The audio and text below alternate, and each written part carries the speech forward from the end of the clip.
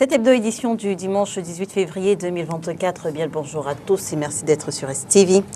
13 février 2024, le chef de l'État a soufflé sur sa 91e bougie. Président aux destinées des Camerounais depuis 44 ans, Paul Biya a été célébré comme à l'accoutumée par ses proches collaborateurs et des jeunes Camerounais réunis au Palais des Sports de Yaoundé autour du secrétaire général à la présidence de la République. Morceaux choisis de certains discours et messages sur les banderoles.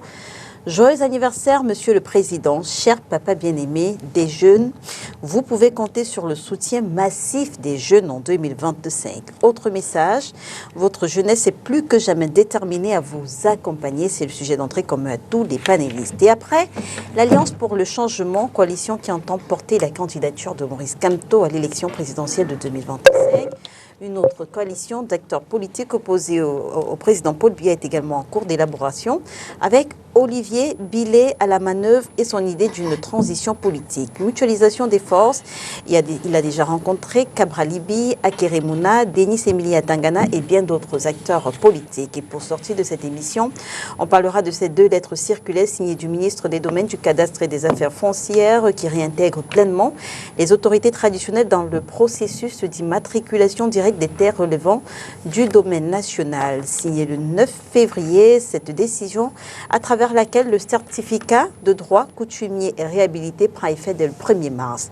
Apport de cette décision dans la recherche des moyens permettant une meilleure gestion du foncier au Cameroun. On en parle avec vous, Cyril Sambaka, vous êtes le président de l'AFP. Bonjour et merci d'avoir accepté notre invitation ce dimanche. Bonjour Léla, je ne pensais pas me retrouver sur les plateaux de télévision parce que j'ai pris un peu de recul. Mais vous m'avez invité, je suis venu et je pense que les sujets que nous aborderons cette journée seront des sujets assez importants. Ça me fait plaisir de vous recevoir. Alors, avec vous, on parle de cette actualité. L'État, qui à travers le ministre de l'Eau et de l'Énergie, menace Eneo en mettant en garde la structure. Le MINE la tient pour responsable d'éventuels troubles sociaux. Alors, le gouvernement qui craint donc que les nombreuses interruptions dans la distribution de l'énergie électrique au Cameroun ne conduisent à des troubles sociaux. Un commentaire peut-être? Oui, ça me rappelle 1991, quand je suis pourchassé et je m'exile au Bénin. Je trouve là-bas que l'administration, les radios, les médias, tout le monde est en train de parler de la démocratie. C'était la période des conférences nationales souveraines. On était en train d'édifier les populations sur le fait que désormais c'est eux qui doivent choisir et puis ils doivent voter, contrôler, sanctionner les politiques. Voilà, et je pense à mon cher pays que je venais de quitter, où on disait que des oiseaux de mauvais augure sont venus là pour déstabiliser le pays. C'est comme ça que la démocratie du côté de l'opposition était perçue. C'est la même chose aujourd'hui où on a annoncé des grands travaux et tout cela, des barrages partout. À la fin, on rêvait d'un Cameroun qui s'illumine comme ce soleil-là dans l'Afrique en miniature qu'on dit. Mais on se rend compte que ces barrages-là, ce sont des éléphants blancs.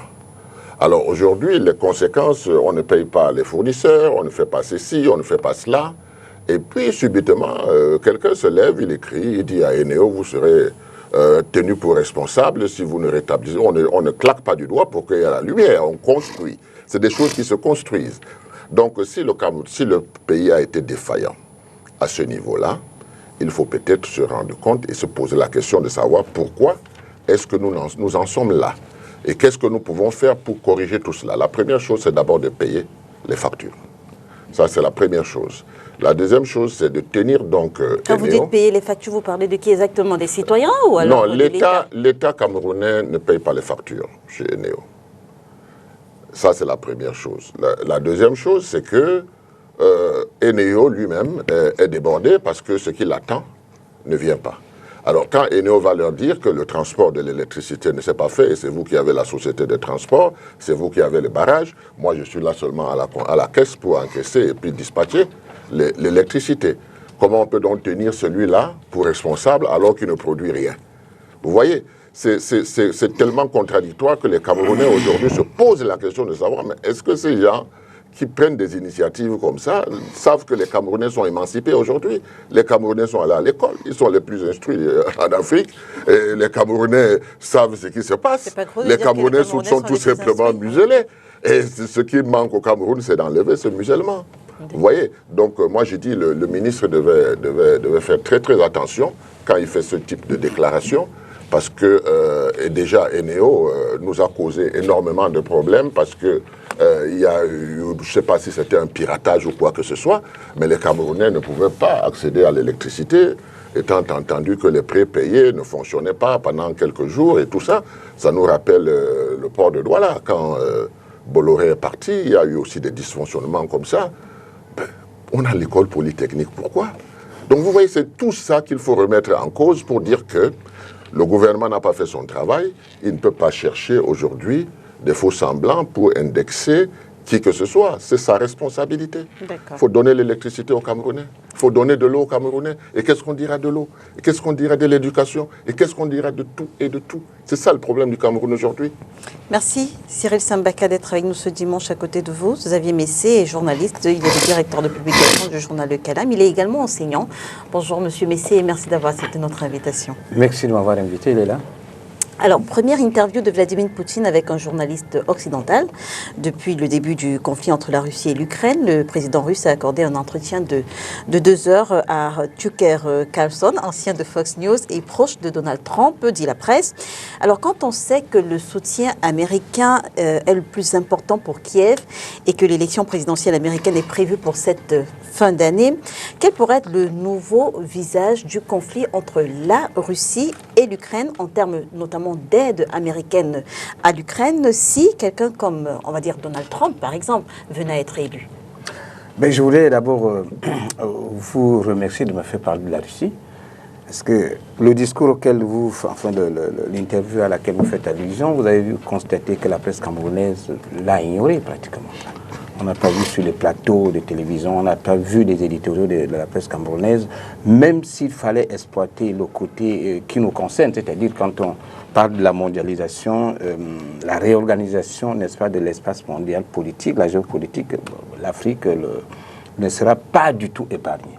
Si vous permettez, je voudrais vous raconter trois petites histoires pour voir le comportement, pour apprécier le comportement des médias camerounais. Vous savez, vous qui avez lu les livres d'histoire, on nous a raconté la guerre de Péloponnèse. Ça date, c'est-à-dire c'est une guerre qui a éclaté dans une île de la Grèce 400 ans, dirait-on, avant la naissance de Jésus-Christ, et que cette guerre a complètement modifié l'espace occidental. Et après, les Occidentaux sont venus en Afrique, 18e siècle, vous avez vu les Grecs et les Chypriotes arriver ici, et ils ont construit les maisons qui ont modifié, n'est-ce pas, notre comportement, nos habitudes alimentaires avec des biscuits, des bonbons et tout.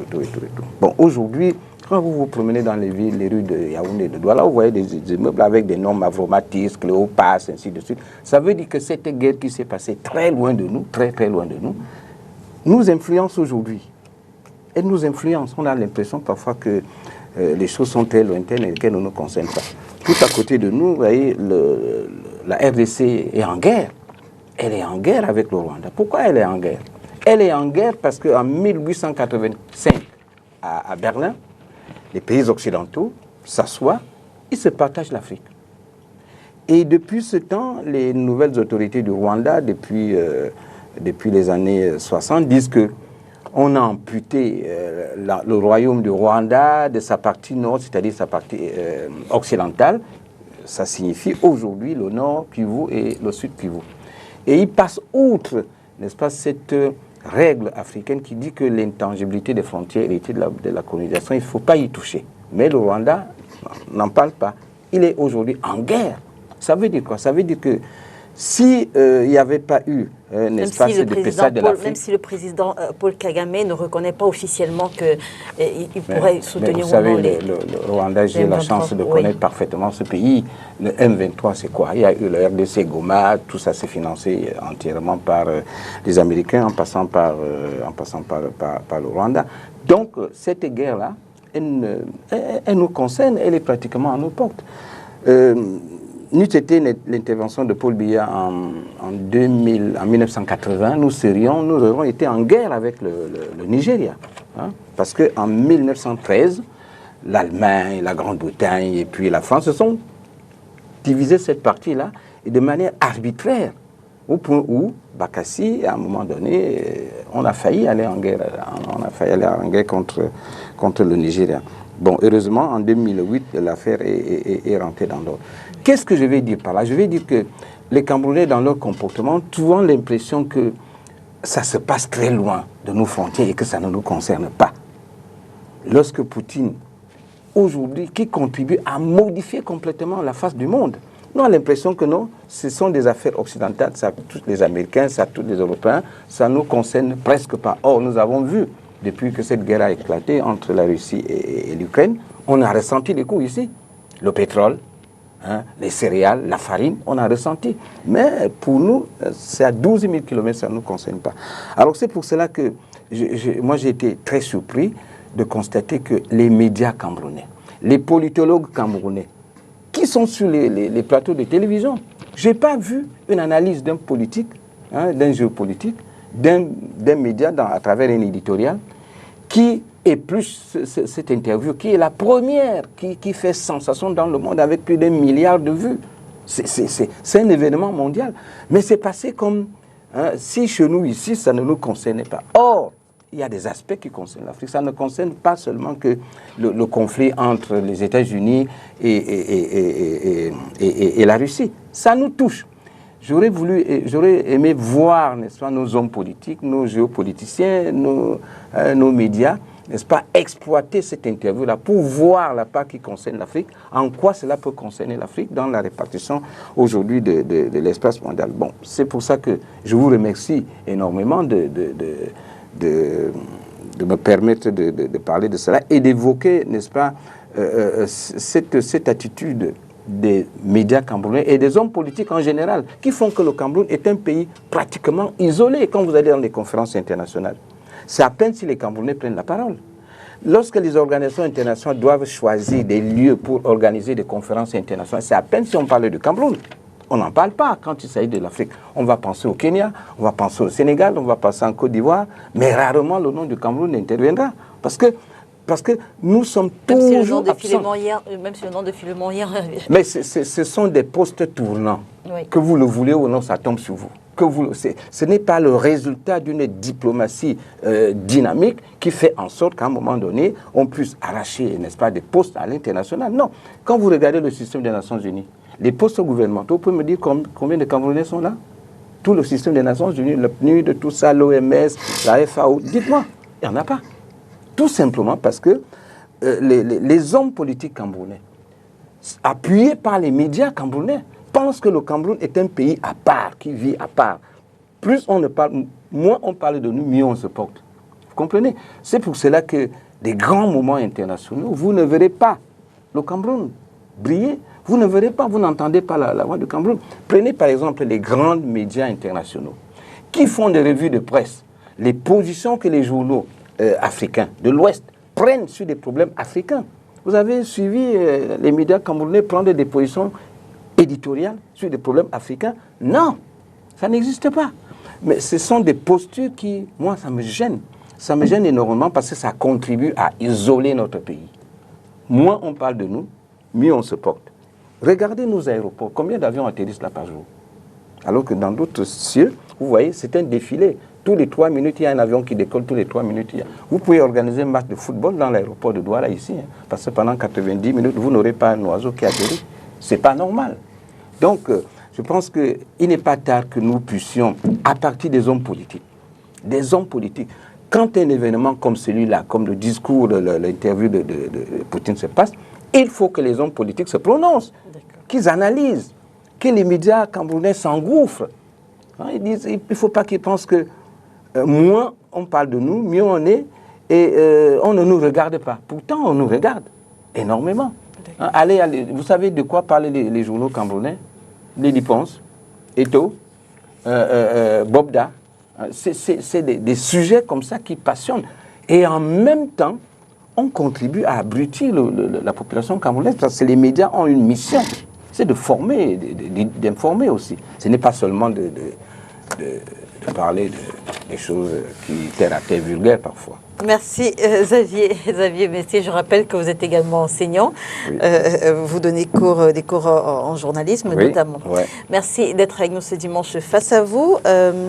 Charles Élizan, militant du Rassemblement démocratique du peuple camerounais. Bonjour Monsieur Zan, merci d'avoir accepté notre invitation ce dimanche. Il y a des PC qui ont mouru.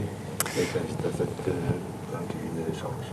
Alors, avec vous, on parle de la situation au Sénégal. Le Conseil constitutionnel a annulé le 15 février le report du scrutin présidentiel tel que voulu par Macky Sall en invitant les autorités compétentes à l'organiser dans les meilleurs délais.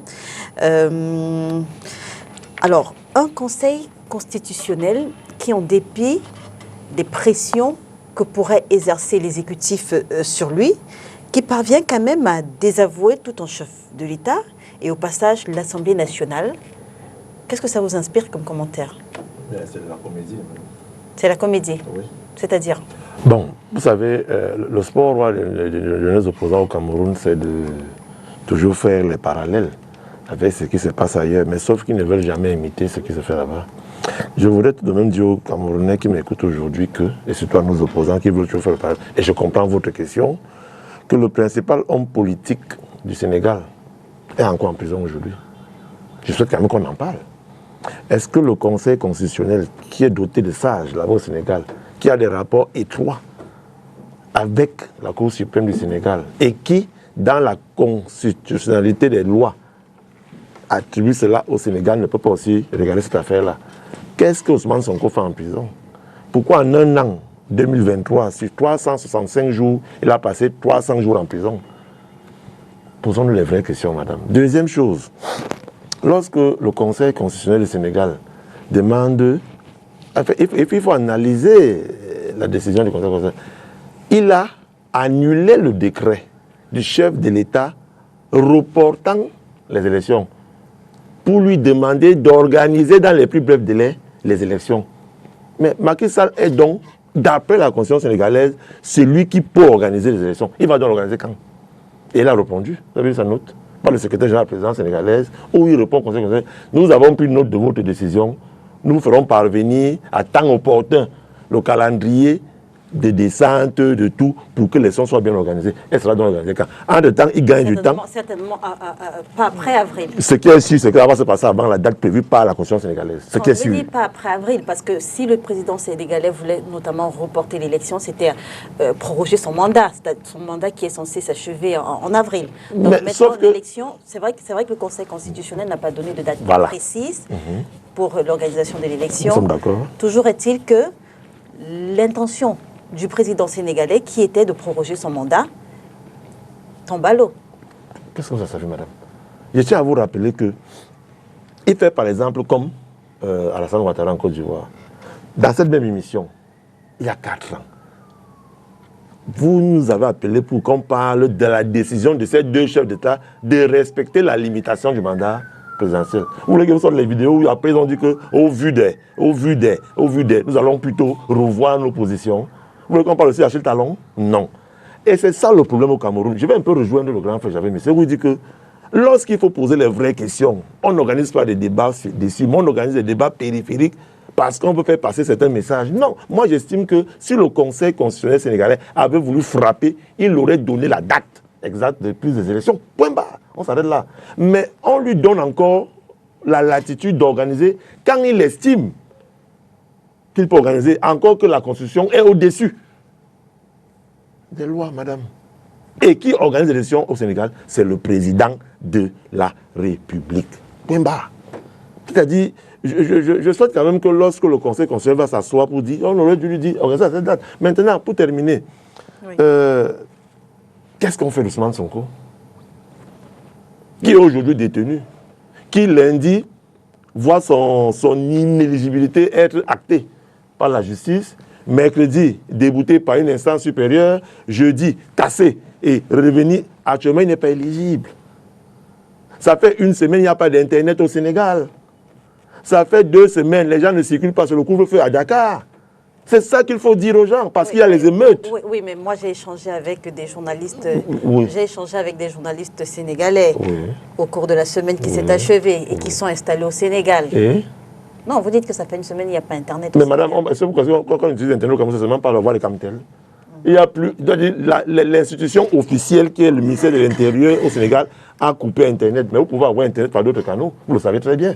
Voilà. Donc ils réussissent. Peut-être qu'il fallait le préciser. Non, comme ça, parce que oui, le gouvernement sénégalais a coupé Internet parce qu'ils ne veulent pas que des messages subversifs soient partagés. Parce que c'est Internet qu'on utilise le plus pour ramasser. Donc, moi, je voudrais dire, c'est une leçon peut-être du Conseil constitutionnel pour certains, mais moi, j'estime que nous naviguons en pleine. Et puis, je termine par quelque chose. La politique en Afrique, c'est aussi comme un dialogue, un échange.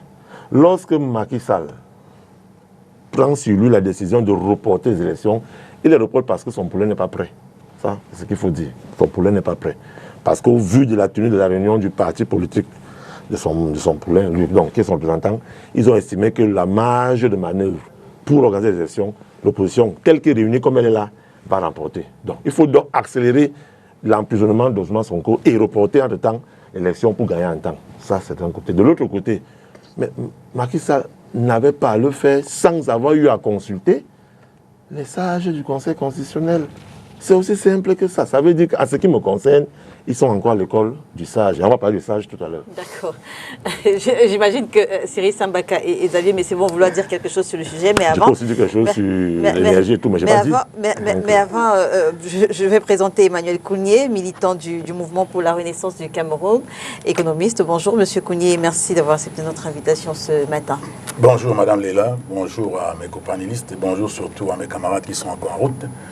Puisque nous avons passé toute la journée et toute la nuit d'hier à Yaoundé, je suis parti de Yaoundé à 3h du matin pour pouvoir honorer à votre rendez-vous. Tous mes camarades du littoral 1, c'est-à-dire de Ouri, sont encore en route. Je leur souhaite bon voyage parce que nous étions autour de notre président national qui nous a appelés pour qu'on puisse, n'est-ce pas, voir comment nous mettre en ordre de bataille en cette année préélectorale, afin que, n'est-ce pas, ce qui va se passer dans le Vouri se passe dans le contexte en ce qui nous concerne. Donc, je leur dis bonjour et je leur dis de faire bonne route, puisque moi-même j'ai fait bonne route. Alors, je reste avec le Sénégal.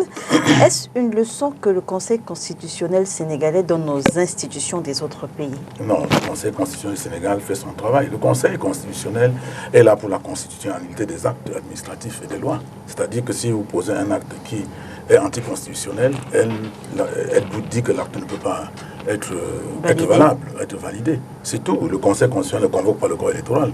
Ce n'est pas au Conseil constitutionnel de dire quand est-ce que les élections auront lieu. Le Conseil constitutionnel vous dit l'acte que vous avez pour la viole la Constitution, donc elle ne peut pas être exécutée. C'est tout. Voilà le rôle du Conseil constitutionnel. Le Conseil constitutionnel n'a pas la gendarmerie, la police pour aller barrer les routes, arrêter les gens, etc. Le Conseil constitutionnel dit à Macky Sall, l'acte que vous venez de poser viole la Constitution et cet acte est donc nul et de nul effet. Point. Pour embêter Charles Élise, je vais quand même vous poser cette question. Est-ce que c'est possible de voir ça dans un contexte, on va dire, camerounais? Mais est-ce que le Cameroun, c'est une seule personne qui a tout, c'est une personne qui nomme tout le Conseil constitutionnel, qui nomme le Conseil électoral, qui nomme tout le monde. Donc, tous ces gens-là sont ses employés. Au Sénégal, c'est pareil. Non, c'est pas pareil. De toute façon, au Sénégal, c'est les différents corps qui proposent. Même au Cameroun, on propose le président qui nomme. On ne propose pas. Non, au Cameroun, vous l'avez commencé, dans la Constitution de 2000, quand on a modifié la Constitution. Je vous la Constitution sénégalaise. Dans la Constitution de 2008, oui. Il n'est plus dit que c'est d'autres au Sénégal, c'est le président de la République qui nomme les membres du Conseil constitutionnel. Sur proposition, c'est-à-dire que... Enfin, pas... maintenant, vous voulez nuancer. Mais attention, bon, le Sénat désigne un certain nombre, l'Assemblée désigne un certain nombre et le président les nomme. Au Conseil constitutionnel, quel est le représentant du Sénat? Son nom. Dans la loi de... Charles Élise. Mais là, c'est pas aussi sérieux qu'on passe une émission. Vous voulez que je parle après, vous rebondissez de lui pour que les personnes gardent que c'est ce que lui a dit qui est vrai. Ils sont obligés de rebondir. Vous aviez le même sujet d'entrée. Non. Quand vous aviez la parole, il ne vous a pas interrompu. Faites pareil, Charles Élise. Allez-y. Allez-y. Le fantasme est pas bon. Non. Allez-y, Emmanuel Kounié. Même je je disais donc que dans la Constitution de 1996, il était bien précisé que le président de l'Assemblée nationale désigne 3 membres après consultation du bureau de l'Assemblée. C'est-à-dire que le président de l'Assemblée désigne 3 membres qui vont être nommés au Conseil constitutionnel. Le président du Sénat fait pareil. Le président du Conseil supérieur de la magistrature, qui est le président de la République, fait pareil. Et je ne sais plus, il y avait peut-être le président de la Cour suprême. Donc il y avait, les 11 membres étaient désignés par ces organismes-là. Et on dit bien après consultation des bureaux des institutions en question. En 2008, on a modifié la Constitution, il faut la vérifier. Ce n'est plus ça, c'est-à-dire c'est le président qui nomme les 11 membres du Conseil constitutionnel. Sans consulter. Et puis, nous avions, à l'époque, moi j'étais au STF, nous avons posé la question à nos députés qui étaient à l'Assemblée nationale et qui étaient dans le bureau de l'Assemblée nationale. Est-ce que, en nommant les membres du Conseil constitutionnel, le bureau a été consulté? Non. Ça veut dire que M. Biya a nommé les 11 membres du Conseil constitutionnel. Et il les nomme, il peut les enlever. En tout cas, ils sont à son service. Donc, ils ne peuvent pas poser un acte comme celui-ci. Ce n'est pas un Conseil constitutionnel comme celui du Sénégal. C'est un Conseil constitutionnel au service de M. Biya, ici au Cameroun. Mais au Sénégal, c'est différent. Parce que les membres du Conseil constitutionnel sont des personnes qui sont désignées par certaines institutions et nommées par le président de la République. Il ne peut pas, n'est-ce pas, les révoquer, il ne peut pas. En tout cas, ils ne dépendent pas de lui. Donc, c'est un organisme apparent, enfin, qui peut prendre son indépendance, et cet organisme a pris son indépendance. Je disais donc que le Conseil constitutionnel est là pour la constitutionnalité des lois, tout simplement. Le Conseil constitutionnel ne dit pas les élections auront lieu tel jour, etc. Le Conseil constitutionnel ne va pas sortir quelqu'un qu'on a mis en prison, ou bien annuler une décision de justice. Alors, je veux juste préciser, les membres statutaires du Conseil constitutionnel au Cameroun sont au nombre de 11. Ils sont nommés par le président de la République pour un mandat de 6 ans, éventuellement renouvelable, suivant la procédure de désignation suivante. 3 membres, dont le président du Conseil constitutionnel proposé par le président de la République, 3 membres désignés par le président du Sénat sur avis du bureau, 3 membres désignés par le président de l'Assemblée nationale sur avis du bureau et 2 membres proposés par le Conseil supérieur de la magistrature, un secrétaire général chapeauté par un secrétaire général nommé par... Alors, mon commentaire très simplement. Oui. Je vous dis donc que dans le cadre de la nomination des membres du Conseil constitutionnel qui sont là en place, le bureau de l'Assemblée nationale n'a pas été consulté, puisque Bandam était dans le bureau du Conseil constitutionnel. Nous en avons discuté, ils n'en ont jamais parlé. Au moment où Bandam était... Donc, oui, on les a nommés pour la première fois. Ils n'en avaient jamais parlé, donc M. Biya a nommé ses membres du Conseil constitutionnel. En faisant fi de tout ce que vous venez de lire là, il a fait d'autorité. Ce que j'ai lu, c'est la loi en fait. Ce que j'ai lu, c'est la loi. Personne n'a désigné qui que ce soit. Très bien. Peut-être Cyril Sambaka veut dire quelque chose sur le Conseil constitutionnel au Sénégal qui a débouté et désavoué le président de la République. Oui, mais vous savez que quand on a voulu mettre la démocratie au Cameroun, oui, c'est bien au Sénégal que le président de la République a envoyé en mission les gens pour étudier un peu le fonctionnement, c'est-à-dire que le Sénégal est en avance sur nous, sur les problèmes démocratiques. Et je pense que nous ne sommes pas en train de nous contredire ici. Je crois que M. Kounia a bien précisé, et avec raison, que le bureau de l'Assemblée n'avait pas été consulté pour son avis. Bon, mais là, la loi dit que l'Assemblée nationale envoie 3 membres, mais ce qu'il faut retenir, c'est que tel qu'on fonctionne au Cameroun, oui, les députés ne sont pas des gens qu'on consulte souvent. Oui. Bon, c'est la loi qui prévoit ça, mais le fonctionnement du Cameroun n'est pas le fonctionnement on trouve même normal que si le président de la République signe un décret, que ce soit lui qui nomme, alors que la loi permet et demande qu'il y ait des consultations. Ces consultations n'ont pas eu lieu, mais ils ont été nommés. Maintenant, quand vous posez la question, on se rend compte que le Conseil constitutionnel sénégalais a fait son boulot. Mais Charles Élizan, dans la logique de comment fonctionne le Cameroun, trouvait que pour que ce soit bien, il fallait que ce soit bien précis et que le Conseil constitutionnel aille jouer le rôle d'autres institutions. Non. Au Sénégal, il a constaté et il a tout de suite annulé ce que l'Assemblée nationale et le président de la République ont décidé, parce que c'était anticonstitutionnel. Point. Maintenant, on tire les leçons de cela pour se rendre compte que le report ne peut plus être possible. Donc on revient, n'est-ce pas, à ce qui était prévu par la loi. Comment voulez-vous que ce soit la Cour suprême ou le Conseil constitutionnel qui disent que vous allez faire des élections à telle date? C'est déjà dit dans la Constitution, c'est déjà programmé. Donc il vous dit tout simplement ce que vous avez voulu faire n'est pas légal. Donc revenez à l'ordre constitutionnel, point final. Xavier Messé. Mais s'il vous plaît, une seconde. Oui. Ce que vous venez de lire là, c'est Oui. la Constitution de 1996. 96, oui. Donc ce n'est pas la Constitution de 2008. Parce que dans la modification, justement, non, vérifiez. Là, ça, c'est la Constitution. Je vais lire ça tout à l'heure. Je vais prendre la parole. Voilà ça devant moi. Xavier Messé, allez-y. Ben non, je Quand on voulais s'est tout trompé, on simplement reconnaît dire qu'on que s'est trompé. Non, personne ne sait. Le Sénégal jusqu'ici apparaît toujours en Afrique francophone comme un modèle de démocratie. C'est tout. Et il n'est pas le seul. Ça ne nous surprend pas que le Conseil constitutionnel ait rappelé, n'est-ce pas, les prérogatives qui reviennent au chef de l'État et ce qu'il doit faire, ce qu'il ne devrait pas faire. Ça s'arrête là. En ce qui concerne le Cameroun, il faut dire que nous avons toutes les balises d'un pays qui devrait fonctionner sur des bases démocratiques, mais l'application est tout à fait autre chose. Si on avait fait, par exemple, une communication sur la constitution de l'Assemblée, c'est vrai, du Conseil constitutionnel, le problème ne se poserait pas. C'est-à-dire, qu'est-ce que j'entends par communication? Ça veut dire qu'au moment où les trois institutions qu'on a citées, au moment où l'Assemblée nationale, le Parlement, le Sénat, la Cour suprême, au moment où chacune de ces structures désigne ses membres et qu'il y a une communication qui est faite là-dessus, le chef de l'État, avant de signer la désignation officielle de cette personnalité qui compose le Conseil constitutionnel, il n'y aurait pas de débat là-dessus. Mais nous sommes habitués, également, où le chef de l'État au Cameroun, il nomme pratiquement tout le monde. Il désigne tout le monde. Vous allez, que ce soit à l'Assemblée, que ce soit au Sénat, les élections se font sur une base vraiment qui repose sur le fonctionnement d'un parti unique. Cela ne surprendrait personne. On a toutes les formes, toutes les balises pour que notre pays fonctionne de manière démocratique, mais ça, ce sont des théories, mais dans la réalité, ça fonctionne de manière tout à fait contraire. Très bien. Charles Lisan. Le Conseil constitutionnel est une institution publique du Sénégal, la plus haute instance du système judiciaire. Le Conseil constitutionnel comprend 7 membres nommés par le président de la République, dont 2 sur une liste de 4 personnalités proposées par le président de l'Assemblée nationale. On n'a pas dit par le bureau, par le président de l'Assemblée nationale. Faut qu'on... J'ai fini, j'avance. Je ne viens pas du Sénégal d'abord, parce que tu as dit beaucoup de choses qui ne sont pas vraies.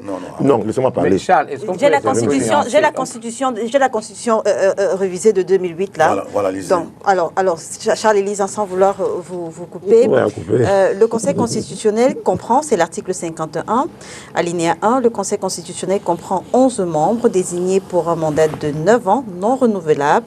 Les membres du Conseil constitutionnel sont choisis parmi les personnalités de réputation professionnelle établies. Ils doivent jouir d'une grande intégrité morale et d'une compétence reconnue.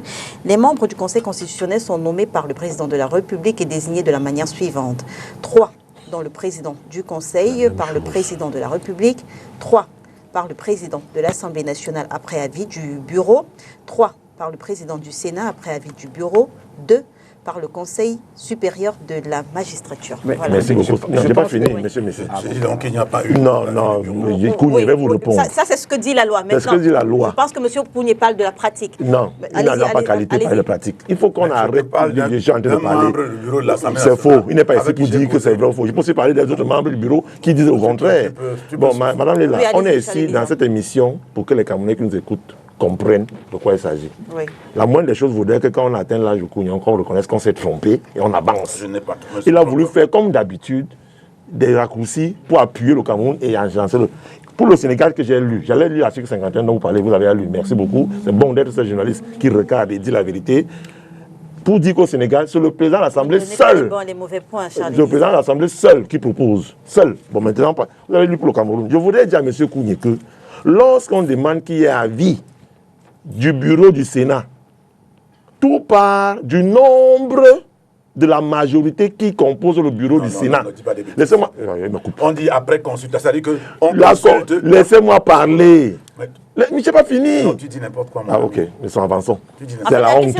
La question que je posais, oui. je parlais des pressions de l'exécutif sur les institutions. Quelle pression? Vous avez lu la loi. Il faut que les opposants apprennent à comprendre la loi. Elle est là, elle est claire, elle a été respectée. Le président Paul Biya n'a jamais nommé quelqu'un qui soit proposé par l'Assemblée, qui soit par la liste. Je ne parle pas de la nomination. Je dis, est-ce que c'est possible de voir le Conseil constitutionnel camerounais aller à l'encontre de la volonté du président de la Mais République. Madame Lula, vous me demandez de faire dans la futurologie. Je ne fais pas dans la futurologie. D'accord. Je suis un homme politique pragmatique qui D'accord. regarde ce qui se passe sur le terrain. Est-ce que ce que Paul Biya fait en désignant les membres du Conseil constitutionnel a-t-il violé la loi? Non. Il a respecté Oui, la non, loi mais c'était telle pas la qu'elle question, est. c'était pas la Deuxième chose, est-ce que le Conseil constitutionnel camerounais peut aller contre la vie du président? Que Paul Biya pose donc un acte. Est-ce que le qui Conseil soit- constitutionnel est que Paul Biya- indépendant? Que Paul Biya pose donc un acte qui soit contraire à la loi et il verra si le Conseil constitutionnel va s'y poser ou pas. C'est pour il l'a même fait. Mais les deux membres qu'on a désignés là, qu'on Qui- a qui- changés, Récemment, les noms. Adolphe, ça vient d'où? De l'Assemblée nationale Dans les 11 membres désignés, le président de la République peut aussi nommer ce qu'il veut. Il faut déjà savoir d'où ils viennent. Il parle des ceux deux, qui ont- de- ceux Ils qui viennent- viennent d'être ils Ils viennent du pouvoir discrétionnaire du président de la République. C'est ce que la loi dit. Non, la loi ne dit pas. Est-ce que le président, bon, dans les membres, bon, écoute, Tu n'es pas juriste, dis donc. Monsieur Alors, continuons. Il va nous fatiguer dans Monsieur des domaines Kougné, qui ne concernent est-ce que pas. dans les 11 Tu es membres juriste. nommés, le président de la République peut aussi nommer des gens oui ou non? Je n'ai pas Lui-même. voulu Ceux savoir. vient de remplacer, Oui. ils viennent de quelles institutions? C'est le président de la République. Adolphe Mikwaché. Justement. Il y a un qui est recteur de l'université. Oui. Donc, quoi, c'est recteur. Et puis, Et qui l'a proposé? c'est le, Qu'est-ce que vous en savez? c'est le président. Non, mais on a bien dit que la loi... Ce que Non, il y a la- contorsions. Léla, Cyril Sambaka veut Léla. soulever, c'est que le président de la République avait déjà certainement nommé... Ah, Bien bon. sûr, puisque Bon. les 11 membres étaient là Allons et dans les les deux sujets autres qui nous étaient avancent. en remplacement. Comprenons qu'il a respecté la loi et la loi a Laissez le été Cameroun respectée. tranquille, rien n'est dans le bon Ah, non, ordre. Donc, Très bien. Allons Alors, dans les en À ton 91, âge, on reconnaît qu'on merci, s'est trompé, on merci, avance. merci, Tu es messieurs, vieux. merci. À ton âge de Dans Dieu. 100 ans, tu me dis à mon Ah, âge, voilà. je fais Merci, quelque chose. messieurs. Tu t'es Il a trompé, tu as été 91 ans, rétabli. il a C'est le plus 91 important. ans. Merci, messieurs. Ça, c'est Alors, celui qui a quelqu'un qui c'est le vient plus de important. Messieurs, redevenons sérieux. En 91, Très de Paul important. Biya, le messager écrit Ngango et l'Union sacrée des jeunes. Comme chaque année, l'anniversaire du chef de l'État a donné lieu à une grande cérémonie, riche en sang et en couleurs, au palais polyvalent des sports de Yaoundé, et présidé par, bien sûr, le secrétaire général de la présidence de la République. Xavier, mais c'est comme à chaque fois, les jeunes sont venus de partout pour prendre part à cette cérémonie. On avait des étudiants, on avait des conducteurs de moto et bien d'autres. Et Paul Biya sera une fois encore porté en triomphe par ces jeunes-là. Alors, que certains interrogent son bilan, sa longévité au pouvoir et même son âge. Est-ce qu'il y a pour vous une explication rationnelle à ce paradoxe? Non, il n'y a pas de rationalité là du tout. Il n'y en a pas du tout. Vous voyez, lorsque vous regardez des jeunes qui sortent des quartiers complètement déshérités, qui n'ont pas une situation professionnelle viable, qui vivent dans un dénuement vraiment total. Vous voyez des familles qui ne parviennent pas à manger 3 fois par jour. Vous voyez des familles où certains enfants ne vont pas régulièrement à l'école. Vous voyez nos rues, les rues du Cameroun, qui sont jonchées de petites entreprises de débrouillardise. Vous voyez donc à quel niveau, n'est-ce pas, la sécurité alimentaire, la sécurité d'une manière générale des Camerounais, à quel niveau ça se trouve. Et il est incompréhensible, impossible que vous voyez une masse de jeunes qui sont les premiers concernés, n'est-ce pas, par ce dénuement. Vous voyez ces jeunes-là de manière spontanée aller soutenir le chef d'un régime qui ne les a pas aidés à sortir de cette situation-là. Moi, je pense donc, ça c'est un observateur qui parle, je n'ai pas de parti pris. C'est ce que je vois dans la rue tous les jours. Je vois je dirais même pas le commerce informel, c'est vraiment de la débrouillardise. Vous voyez comment tous les jours, dans les rues, les gens se débrouillent pour pouvoir passer une journée en mangeant peut-être une seule fois. Beaucoup de familles ont leurs enfants qui ne vont pas à l'école. Vous avez des coupures d'électricité au quotidien, des coupures d'eau au quotidien, et du coup, comment vous pouvez penser, en observateur que je suis, comment on peut penser pour avoir un mouvement spontané, des jeunes comme ça qui se lèvent et vont dire, bon, ben, nous applaudissons notre papa, bon, il est là. C'est vrai qu'en Afrique, on respecte beaucoup on respecte les personnes âgées, on les respecte. Mais il n'est pas ici question de respecter une personne âgée, il est question de soutenir les actions, n'est-ce pas, d'un système qui ne les a pas aidés à s'épanouir. Mais quelles sont donc les véritables raisons, en dehors de la manipulation, qui pourraient pousser les jeunes à aller demander au chef de l'État, à son âge, de se représenter l'année prochaine à l'élection présidentielle? C'est-à-dire qu'on lui donne 7 ans. Peut-être pour faire autre chose que ce qu'il a fait jusqu'aujourd'hui. Mais donc c'est pour ça que moi je pense que tout cela ne pourrait relever que de la manipulation pure. Alors, Cyril Sambaka, soutien spontané, soutien en âme et conscience. Comment est-ce que vous analysez l'action de ces jeunes qu'on a vus au Palais Polyvalent des Sports à Yaoundé? Oui, je dois dire que probablement la mobilisation de cette minorité de jeunes qui s'est retrouvée là-bas a été au forceps et empreinte de beaucoup de corruption. Mais ce que j'ai envie de dire, c'est que pardonnons à ces jeunes-là, parce qu'ils ne savent pas ce qu'ils font. Mais la grande majorité des jeunes qui vivent le calvaire et qui savent que leur pays est un pays béni des dieux, où il suffit, n'est-ce pas, de se mettre en ordre de bataille, dans une réconciliation et dans des objectifs louables, pour que tous puissent trouver le bonheur. Ces jeunes ne connaissent pas la notion du droit au bonheur. Parce que s'ils connaissaient la notion du droit au bonheur, moi je vois les Ben Skinner qui s'en vantent, qui disent que nous sommes le soutien du régime et tout cela. Mais on oublie que les Ben Skinner sont nés de qui? Paix à son âme, cette brave dame politique qu'on appelait Madame Fonning, qui avait fait venir de son village, n'est-ce pas, des jeunes et a distribué des motos. C'était pour son doigt la 5e. C'était avec un objectif politique précis pour son doigt la 5e. Est-ce que ça a fait tache d'huile? Le pays a pris et les Ben Skinner sont devenus aujourd'hui une force et le métier qu'on a choisi pour les jeunes sortis de l'université et autres.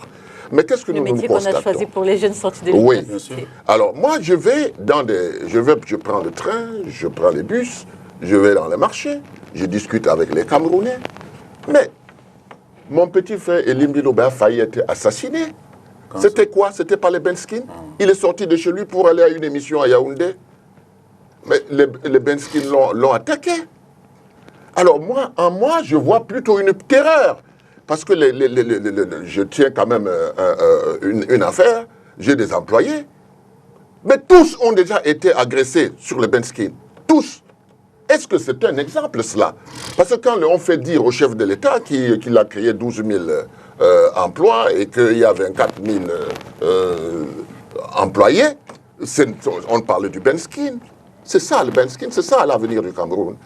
C'est ça, avec tout ce que nous avons au Cameroun, n'est-ce pas? C'est ça l'avenir du Cameroun. Des gens qui sont constamment, je vous dis que j'ai des employés, ils sont constamment agressés.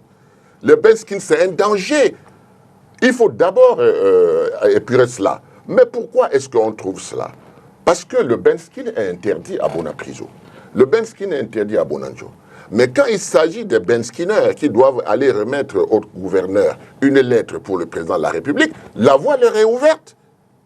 Vous voyez, 2 poids, 2 mesures. Et moi, je dis c'est une infime minorité parce que quand on connaît le nombre de Ben Skinner qu'il y a au Cameroun... Ce sont ces Ben Skinner, là, ces conducteurs de moto, là, qui devraient se faire comprendre. Parce que si la voie leur est interdite en temps normal à Bonanjo, à Bonapriso, mais qu'on leur ouvre grandement les portes quand il faut aller remettre une lettre de soutien, c'est eux-mêmes qui devraient interroger leur sort, finalement. Mais je vous dis que c'est une infime minorité. On n'a pas choisi le palais de, comment vous appelez, le palais de polyvalent des sports. Regardez tout le Cameroun, regardez le nombre de Ben Skinner qu'il y a au Cameroun. C'est une infime minorité qui était là-bas. Et c'est eux qui veulent parler au nom de la majorité. C'est ça le véritable problème. Moi je dis pardonnons-leur, parce qu'ils ne savent pas ce qu'ils font. Leurs confrères sont là, ils souffrent. Ils sont en train progressivement d'abandonner le Ben Skin pour prendre la route du désert. C'est ça la triste réalité. Ceux qui peuvent gagner un peu d'argent prennent la route du Canada. On leur ferme les robinets, on ne leur donne pas en face des possibilités d'épanouissement. Mais les Camerounais ont le droit au bonheur. Il faut qu'on ait cette notion dans la tête. Parce qu'on ne prend pas un gouvernement, on ne prend pas un État pour misérer le peuple. Le peuple a le droit au bonheur. Qu'est-ce que vous faites pour le droit au bonheur des populations? C'est ça le débat aujourd'hui. D'accord. Charles-Élise, cette jeunesse-là, est-ce que vous direz que ces jeunes qu'on a vus au Palais Polyvalent des Sports à Yaoundé sont représentatifs de la jeunesse camerounaise? Je veux dire, les jeunes, ces jeunes qui soutiennent Paul Biya, et en retour, qu'est-ce qu'ils obtiennent du chef de l'État? Je ne sais pas ce qu'ils obtiennent du chef de l'État. Tout ce que je sais, c'est qu'ils soutiennent l'homme public qui est le président de la République dans sa manifestation de l'homme public qu'il est. Nul ne peut se prévaloir de ses propres turpitudes. Je pense quand même que lorsque le grand frère Xavier Messier estime qu'un enfant qui vient d'un quartier défavorisé comme Neubel, que lui estime que cet enfant est défavorisé, désœuvré, pauvre, n'arrive pas à manger matin, midi, soir, mais qui va quand même dire joyeux anniversaire au président de la République, qu'il soit manipulé ou pas, c'est plutôt mon grand frère, mais c'est qu'il n'a pas compris ce qui se passe. C'est simple. Et je sais que les hommes politiques de l'opposition, et il a dit, vont parler de la manipulation, du fait qu'on ait payé les gens. Non, madame. Spontané. Je voudrais dire à ceux qui nous écoutent, et c'est ça la dimension anthropologique même du pouvoir. Qu'est-ce qu'on va dire? J'avais ici, hier, quand j'ai préparé l'émission, madame, j'ai commencé à regarder un peu les scores du président de la République depuis 92. En 92, 11 octobre, il a 39,98%. Le 12 octobre 97, il a 92,57%. Le 11 octobre 2004. Il n'a jamais rien eu. Il ne faut pas nous embêter avec des bêtises. Ça, c'est des chiffres fabriqués. On connaît le Cameroun, non? Vous croyez que nous pouvons nous mettre assis et tu lis des bêtises comme ça? Que c'est quoi cette histoire-là? Emmanuel Koudé, moi, je te dis que ce sont des procès-verbaux fabriqués. Emmanuel Koudé, permettez à Charles-Élise de développer. Le 11 octobre 2004, il a 70,92%. Le 9 octobre 2011, il a 77,99%. Et le 7 octobre 2018, il a 71,28%. Ça, ce sont les résultats que Paul Biya obtient au cours de l'élection présidentielle. Vous voulez qu'ils entrent dans les élections locales, le nombre sans cesse croissant d'élus qu'il a, c'est sa politique. Il a eu aussi au nord-ouest. Au nord-ouest et sud-ouest, il a eu 100%. Et justement, mais il a eu 100% là-bas. Emmanuel Kouni. Il a eu toutes les mairies et tous les députés du nord-ouest et du sud-ouest. Personne n'a voté au nord-ouest. C'est ce qui vient nous lire ici. Emmanuel Kouni. C'est ça le vote d'élection. Et cet amour des jeunes pour Paul Biya, quoi est-ce que vous l'attribuez? Ça manque pas la question. Oui, bien sûr, c'est vous qui avez Permets-moi de te non, faites-vous plaisir. Non, ce n'est pas dans mes habitudes, je te demande des excuses. Parce que quand tu dis des chiffres comme ça, tu égares vraiment les gens. En 92, dont il parle de 39%, tout le monde sait ce qui s'est passé. Nous étions 12 millions de Camerounais, 3 millions sont allés aux urnes. En 2018, nous sommes 30 millions de Camerounais, 3 millions sont partis aux urnes. Mais vous donnez des chiffres comme ça repose sur quoi? Ce n'est pas représentatif. Rien que l'augmentation des populations nous montre à souhait qu'en 92, nous ne pouvons pas être 3 millions à aller voter et qu'en 2018, après que nous soyons 30 millions de Camerounais, il y a encore 3 400 000 qui s'en vont voter. Donc ces chiffres-là ne représentent pas la réalité. Et vous venez nous rabâcher les yeux. Allez-y. Je voudrais même lui faire comprendre qu'à ce qui me concerne, moi au RDPC, que ce chiffre augmente ou qu'il baisse. Permettez-moi de parler comme on s'en fout. Mais parce que vous avez choisi la légalité, pas la légitimité. Ils font pas l'émission, moi je parle, ça ne me dérange pas. Tu fais quoi ici? C'est parce que c'est quoi cette embrouille-là? Tu peux pas. Je suis obligé. Non, vous avez la parole, grand frère. Laissez-moi parler. Moi je comprends parfaitement Charles et Elisa. Non, laissez-moi parler. Parce qu'ils s'arc-boutent sur la légalité. J'arrive, je viens pas commencer à répondre. Nous sommes en train de parler de démocratie ici et nous parlons de légitimité. Lui, il est sur la légalité. Je n'ai même pas encore parlé. Donc allez-y. Allez-y. Justement, c'est ça la liberté d'expression. Allez-y, Charlie. Vous avez parlé, je vous écoute, vous me coupez à tout moment. Donc, je parlais là de la manifestation populaire démocratique, de l'amour qu'il y a entre un peuple et son président. Ça, c'est clair là-bas. Maintenant, je viens, madame, il n'y a pas que les jeunes qui ont manifesté l'amour pour Paul Biya le 13 février dernier. Laissez-moi parler. Donc, et lorsque... Moi, j'ai choisi... Non, il n'y a pas que les jeunes, sauf que moi, j'ai choisi d'axer... J'y arrive, et je vous réponds donc, madame, en vous faisant comprendre que ce sont les 360 arrondissements, les 58 départements, les 10 régions du pays et toutes les excroissances nationales du Cameroun à l'extérieur qui lui ont dit joyeux anniversaire. Je prends 4 justement. Comme elle insiste toujours la bêtise, je savais, j'y arrive. Deuxième, première chose, à Boya, Okalia Bilay a reçu des mains des jeunes ce livre. Je savais. Voilà ça. À la tête de ces, je ne sais pas les jeunes, à la tête se trouvait, je viens, j'ai pris mes notes. À Boya se trouvait Docteur Monchifé Ndele, vous le connaissez? Chef supérieur de Boya. C'est lui qui est à tête avec ces jeunes pour remettre au gouverneur ce document. À Bamenda, le gouverneur a reçu des jeunes chez lui. Vous avez compris? Je parle les deux zones, les échanges parler. C'est difficile, hein? C'est difficile. Je n'ai pas mené ce journal pour rien, madame. En fait, c'est pour prouver que Paul Biya a le soutien des jeunes. C'est pour lui faire comprendre. Parce qu'ils savaient qu'ils vont augmenter leur orientation médiatique vers le nord et le sud-ouest. Pour leur faire comprendre que là-bas, ils ont manifesté. Ils ont fait une marche qui allait de Moliko jusqu'au service du gouverneur. Très bien.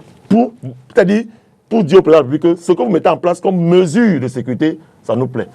Les deux autres choses, vous voulez parler maintenant de ce qui s'est passé à Koum? Vous voulez parler de Koum Totan? la prière qu'il y a eu là-bas. Très Vous voulez bien. que je parle de ce qui s'est passé Donc, par en les fait- congrès. donc, en fait- À ce qui me concerne, Oui. bon, vous voulez que je parle le doigt là, ce qui s'est passé dernièrement au bureau du nouveau préfet, c'est pour dire à ceux qui nous écoutent que, madame, ce n'est pas M. Sambaka, encore moins Xavier Messé, encore moins Kounia. Alors là, c'est très grave pour un transhumant de définir l'amour qu'il y a entre le président de la République et ses jeunes. D'accord. Le président de la République manifeste, et puis comme Dieu sait faire ces choses, il est né le 13 février. La fête de la jeunesse vient quand? Le 11 février. Il s'adresse aux jeunes quand? Le 10 février. À travers son discours, qui, d'après leurs analyses, parce que tout sont passés dans les médias, discours rabaissant, insultant, les bains qui ont fait ceci, et les bains qui leur ont répondu. Très Que nous, on va donc dire au père là que joyeux anniversaire. Parce que son discours nous arrange. Juste une petite C'est question. ça qui Juste s'est une passé, petite madame. question, juste Et c'est une la petite- réalité. Juste On va pas faire des analyses qu'on veut faire. Voilà, on a vu. Voilà ça. Oui. Je veux sauter du coq à l'âne, juste une petite question. Oui. Ça Quand- me permet de répondre. Hein.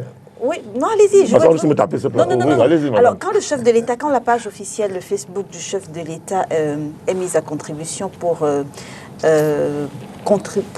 soutenir le buzz autour d'une chanson d'une jeune artiste camerounaise, est-ce qu'on peut mettre ça dans le cadre du soutien du chef de l'État aux jeunes?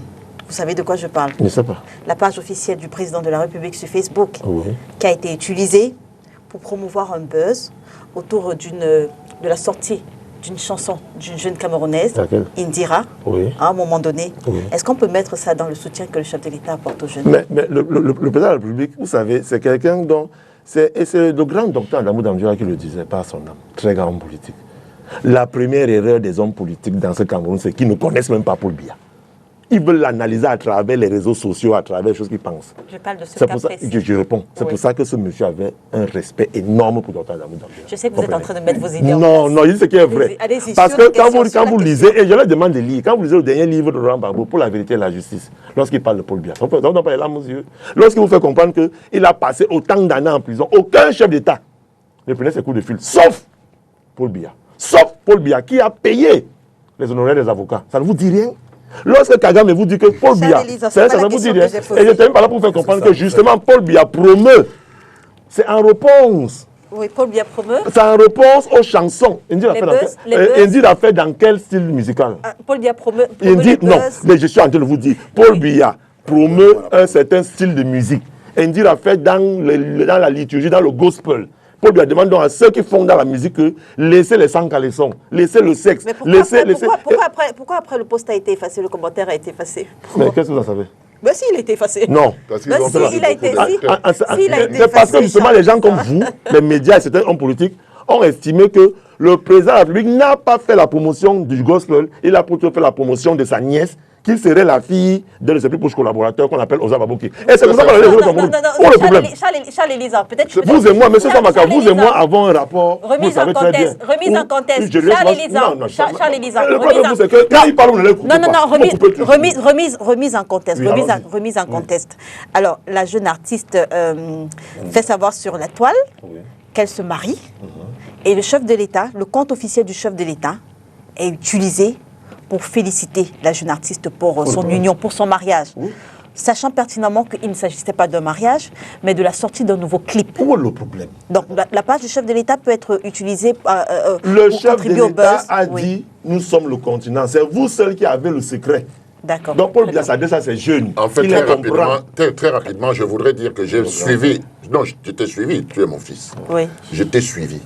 Et en fait, la description que tu donnes du chef de l'État, c'est la description qu'on a toujours eue de ce menuisier qui fabrique de belles chaises pour les clients et qui n'a que de vieilles chaises cassées chez lui.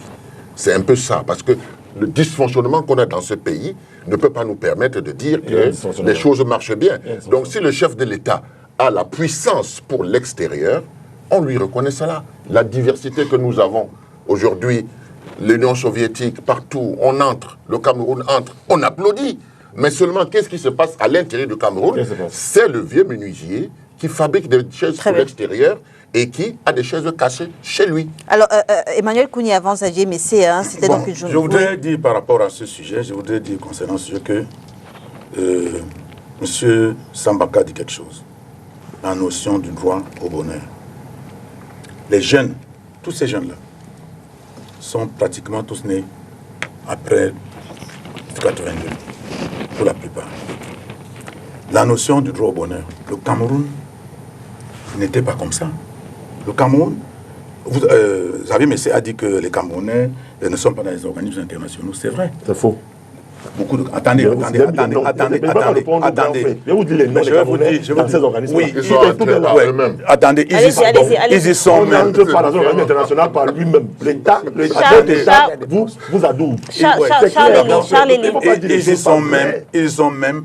Mais nous voulons dire que Je peux citer 5 noms. le Cameroun est l'un des rares pays, le Cameroun est un des rares pays qui a eu 2 secrétaires généraux de l'OUA à la filée. Ça, c'était de la diplomatie. Et c'était de la diplomatie camerounaise forte. Nous avons eu 2 secrétaires généraux de l'OUA, l'un après l'autre. Il n'y a pas un autre pays africain qui a fait cet exploit, qui a réussi cet exploit que nous avons réussi. Je voudrais dire que le Cameroun avait une compagnie aérienne dans les années 80, quand tous les autres pays d'Afrique nous admiraient. Nous avions une compagnie maritime. Notre bateau flottait dans les mers, dans les océans. Donc, ces enfants qui portent les bensikines, qui sont chaque enfant est à cheval sur un bensikin, ils n'ont jamais connu le vrai Cameroun. Ils ont connu ce Cameroun où on les a mis dans la situation de ce que les juifs appellent abus de faiblesse. C'est-à-dire, vous appauvrissez complètement quelqu'un, vous l'affamez et vous lui tendez un morceau de pain. Fatalement, il vous suit. Si les gens travaillent pour avoir 3 000 francs le jour et on leur donne 10 000 en une journée, mais ils peuvent aller applaudir n'importe qui. Donc ces jeunes qui vont là-bas ne vont pas là-bas parce qu'ils vont, n'est-ce pas, magnifier quoi que ce soit. Ils vont là-bas parce que ce qu'on leur donne est 2-3 fois les miettes représentent leur journée. Parce qu'en travaillant toute la journée, ils n'auraient pas 10 000. Donc, quand on lui dit, vous avez 10 000 alors qu'il travaille moins de 5 000 dans une journée, il prend sa moto, il va mettre là-bas. On lui donne un tricot, il porte sur lui. Mais dans son fort intérieur, il n'a rien à faire avec cela. Donc, c'est de ça qu'il s'agit. Donc, on peut aligner tout le monde. On peut écrire la paperasse comme ça, dessiner des photos dessus. Personne ne sait ce qu'il y a dans ce document. Dire que quelqu'un a porté ça pour donner au chef de l'État. Si on me donne 500 000, enfin, pas à moi, à ces gens-là, on leur donne 500 000, ils porteront n'importe quoi pour donner à n'importe qui. Donc, moi, je ne donne aucun crédit à cela. Très bien. Donc, ces jeunes qui vont là-bas, c'est des jeunes qui sont en difficulté, qui sont c'est-à-dire que c'est l'abus de faiblesse que le pouvoir utilise. Et on prend des enfants totalement en difficulté, et puis, n'est-ce pas, on les instrumentalise pour pouvoir faire ce qu'on a fait là. Parce qu'ils se disent, si je peux avoir l'argent de 2 jours de travail, 10 000 francs, en un jour sans travailler, puisque d'ailleurs il sortira, il a encore fait des tours, c'est dans le sens de ses intérêts. Ça va dans le sens de ses intérêts. Et maintenant, ceux qui instrumentalisent ces jeunes-là, et qui veulent mettre ça à l'actif des jeunes qui sont très contents du président Paul Biya, très contents du président Paul Biya pour avoir fait quoi? Pour leur avoir donné l'électricité, pour leur avoir donné l'eau, pour leur avoir donné les routes, pour avoir donné quoi? Ils sont contents du président Paul Biya. Comment vous pouvez être content de quelqu'un, mais que le président Paul Biya, ou bien ceux qui le représentent, nous disent pourquoi est-ce que ces jeunes sont contents? Qu'est-ce qu'ils ont eu qu'ils sont contents? Ils sont comment? Ils ne réfléchissent plus. Donc ils vont là-bas pour cela. Personne n'est content, personne n'est allé fêter quoi que ce soit. Les gens ont été payés, n'est-ce pas, pour faire la théâtralisation. C'est un petit théâtre qu'ils sont allés faire. Il n'y a eu rien du tout. Vous savez, messieurs? Oui, c'est... Quand il a dit exactement ce que je voulais dire, en d'autres termes, je veux dire que les chiffres, les documents que présente Charles ne sont pas faux, ce sont des documents réels. J'ai dit au début, quand je prenais la parole, que nous avons en Afrique la notion du respect de l'aîné. Et les jeunes qui sont nés, presque tous sont nés après 1982, ils ont un grand respect pour l'âge avancé du chef de l'État. Ils ont un respect pour le chef. Ça, ce sont des notions africaines, on ne s'amuse pas avec ça. Ils ont le respect pour l'aîné, le grand-père, ils ont le respect pour le chef, ça c'est incontestable. Et il faut ajouter à ce que Charles dit, des éléments qui sont réels. Ça se passe aussi en période électorale. Ce qu'on appelle les chefs de terre, c'est-à-dire les sous-préfets, les préfets, tous ces gens-là, en période électorale, ils font tout pour que le RDPC gagne dans leur circonscription. Ça, c'est ce qu'on appelle quand ils ne les gagnent pas, ils ont des problèmes sérieux. Ils font tout. Alors, vous ne voyez pas un gouverneur de l'Ouest, du Nord-Ouest, du Sud-Ouest, s'il ne rassemble pas des jeunes qui vont applaudir le chef de l'État, et avec un ouvrage qui lui est dédicacé, ça veut dire qu'il a insuffisamment fait son travail. Ça, c'est tout à fait normal. Mais je dis et je maintiens que de manière objective, un jeune n'a aucune raison objective d'applaudir le chef de l'État pour des résultats du travail qu'il a fourni. Parce que les résultats ne sont pas probants, ils ne sont pas visibles. Ils ne sont pas visibles. Mais pour le respect de l'aîné, pour le respect du chef, là c'est incontestable. Les jeunes peuvent aller applaudir, comme ils applaudiraient leur grand-père. Mais ils n'applaudissent pas parce que au sorti de l'école, ils ont fait de bonnes études pour certains, et au sorti de l'école, ils ont eu un travail décent et qu'ils ont un avenir qui est tout à fait tracé. Mais voilà ce que moi j'appelle des raisons objectives. Et ces raisons-là n'existent pas. Très bien. En une minute, Charles-Élise, et on sort de ce sujet. Joe Biden a 82 ans. Il est candidat. Bola Tinubu a 72 ans. Il a dit qu'il va prendre 2 mandats. Lula, au Brésil, a 80 ans. Abdoulaye 11 ans de moins. J'arrive. Bon, peut-être qu'à chaque fois, il faut. Tu parles des pays structurés. Emmanuel Kounié. Il parle des États-Unis par rapport à la poubelle que nous avons ici. Emmanuel Kounié, allez-y. C'est comme ça, les hommes politiques. Allez-y. Ils sont toujours à la Nous avons un pays déstructuré. Et sur ce plateau, seuls Xavier Messier rentrent dans le sujet au fond. Allez-y. Ils ne le comprennent pas. Tu ne peux apprécier. Tu n'as aucun niveau pour nous apprécier. Si la Ramaphosa 72 ans, bon. Je vous dis que ceux qui s'attaquent à l'âge, je veux dire 72 ans, Deuxième 91 chose, ans, il y a Tu quand me même... rappelles mon âge tout le temps, non? Toi, tu dois te me rappeler mon âge. comme vous dites que tu dois aussi arrêter la politique, tu nous laisses nous les jeunes. Mais voilà. donc, celui que tu soutiens, tu soutiens qui? Celui que tu soutiens. C'est pas possible, c'est pas le quartier, c'est la parole. Et il soutient quelqu'un qui a 82 ans. Justement, c'est ça paradoxal parce que Kounié, je demandais à un Soutiens-moi et va rester au quartier. J'ai demandé à un de mes anciens collègues que comment est-ce qu'il peut parler toute une journée de l'âge de Paul Biya, lui qui a présidé la coalition. Mais je veux dire, tous ces présidents que vous avez cités, ils ont au moins 10 ans de moins que le chef de l'État. Au moins 10 ans de moins. Je veux dire, ils auront l'âge de de pouvoir. On parle du président, tu dis ils auront l'âge de pouvoir, madame. le chef de l'État, Je viens maintenant ce qui est important. Qui connaît Elisabeth Tanque sur ce plateau? C'est quel représentant du Cameroun, là où elle est? C'est quelle marque? Qui connaît Emmanuel Zemeka, président de l'organisation? C'est pas possible. Quelle Elisabeth Elle est décédée. Laissez-moi parler. Ouais, qu'elle est. Elle est décédée depuis. Laissez-moi parler. J'arrive. Mais tu parlais à ton père. Vous ne pouvez pas. Vous ne pouvez pas. Charles-Élie. Non. Charles-Élie. C'est pas facile. Non, Charles-Élie. Sauf que vous avez le premier nom que vous avez prononcé. Mais elle avait quel poste? Non, elle était où? tu as dit. Tu as dit. Charles-Élie, attention aux informations de Google. Mais Elisabeth Tanque, c'est la trame d'Aïdjo. Tu ne peux pas passer le temps à me couper. Non, elle a continué à exercer là-bas sous Paul Biya. Oui, j'arrive. Il a découvert, c'est Aïdjo. C'est pas là le problème. Même Vous dites des choses, c'est-à-dire, et c'est terrible là, vous voyez, parce qu'en fait, le problème de nos opposants, et c'est ça, c'est que, vous êtes opposants tous les deux, c'est que, en fait, le discours qu'ils vendent aux Camerounais est balayé d'un revers de la main. Donc, ils ne veulent pas me laisser parler. Quand on m'écoute, il faut qu'ils m'écoutent pour me comprendre, pour me répondre. Je voulais leur faire comprendre que lorsque Biya arrive en 82, et là, c'était pour faire le parallèle avec les 2 secrétaires généraux de l'UA qu'on a eu. Mais quand Paul Biya les trouve... De l'OUA. Non.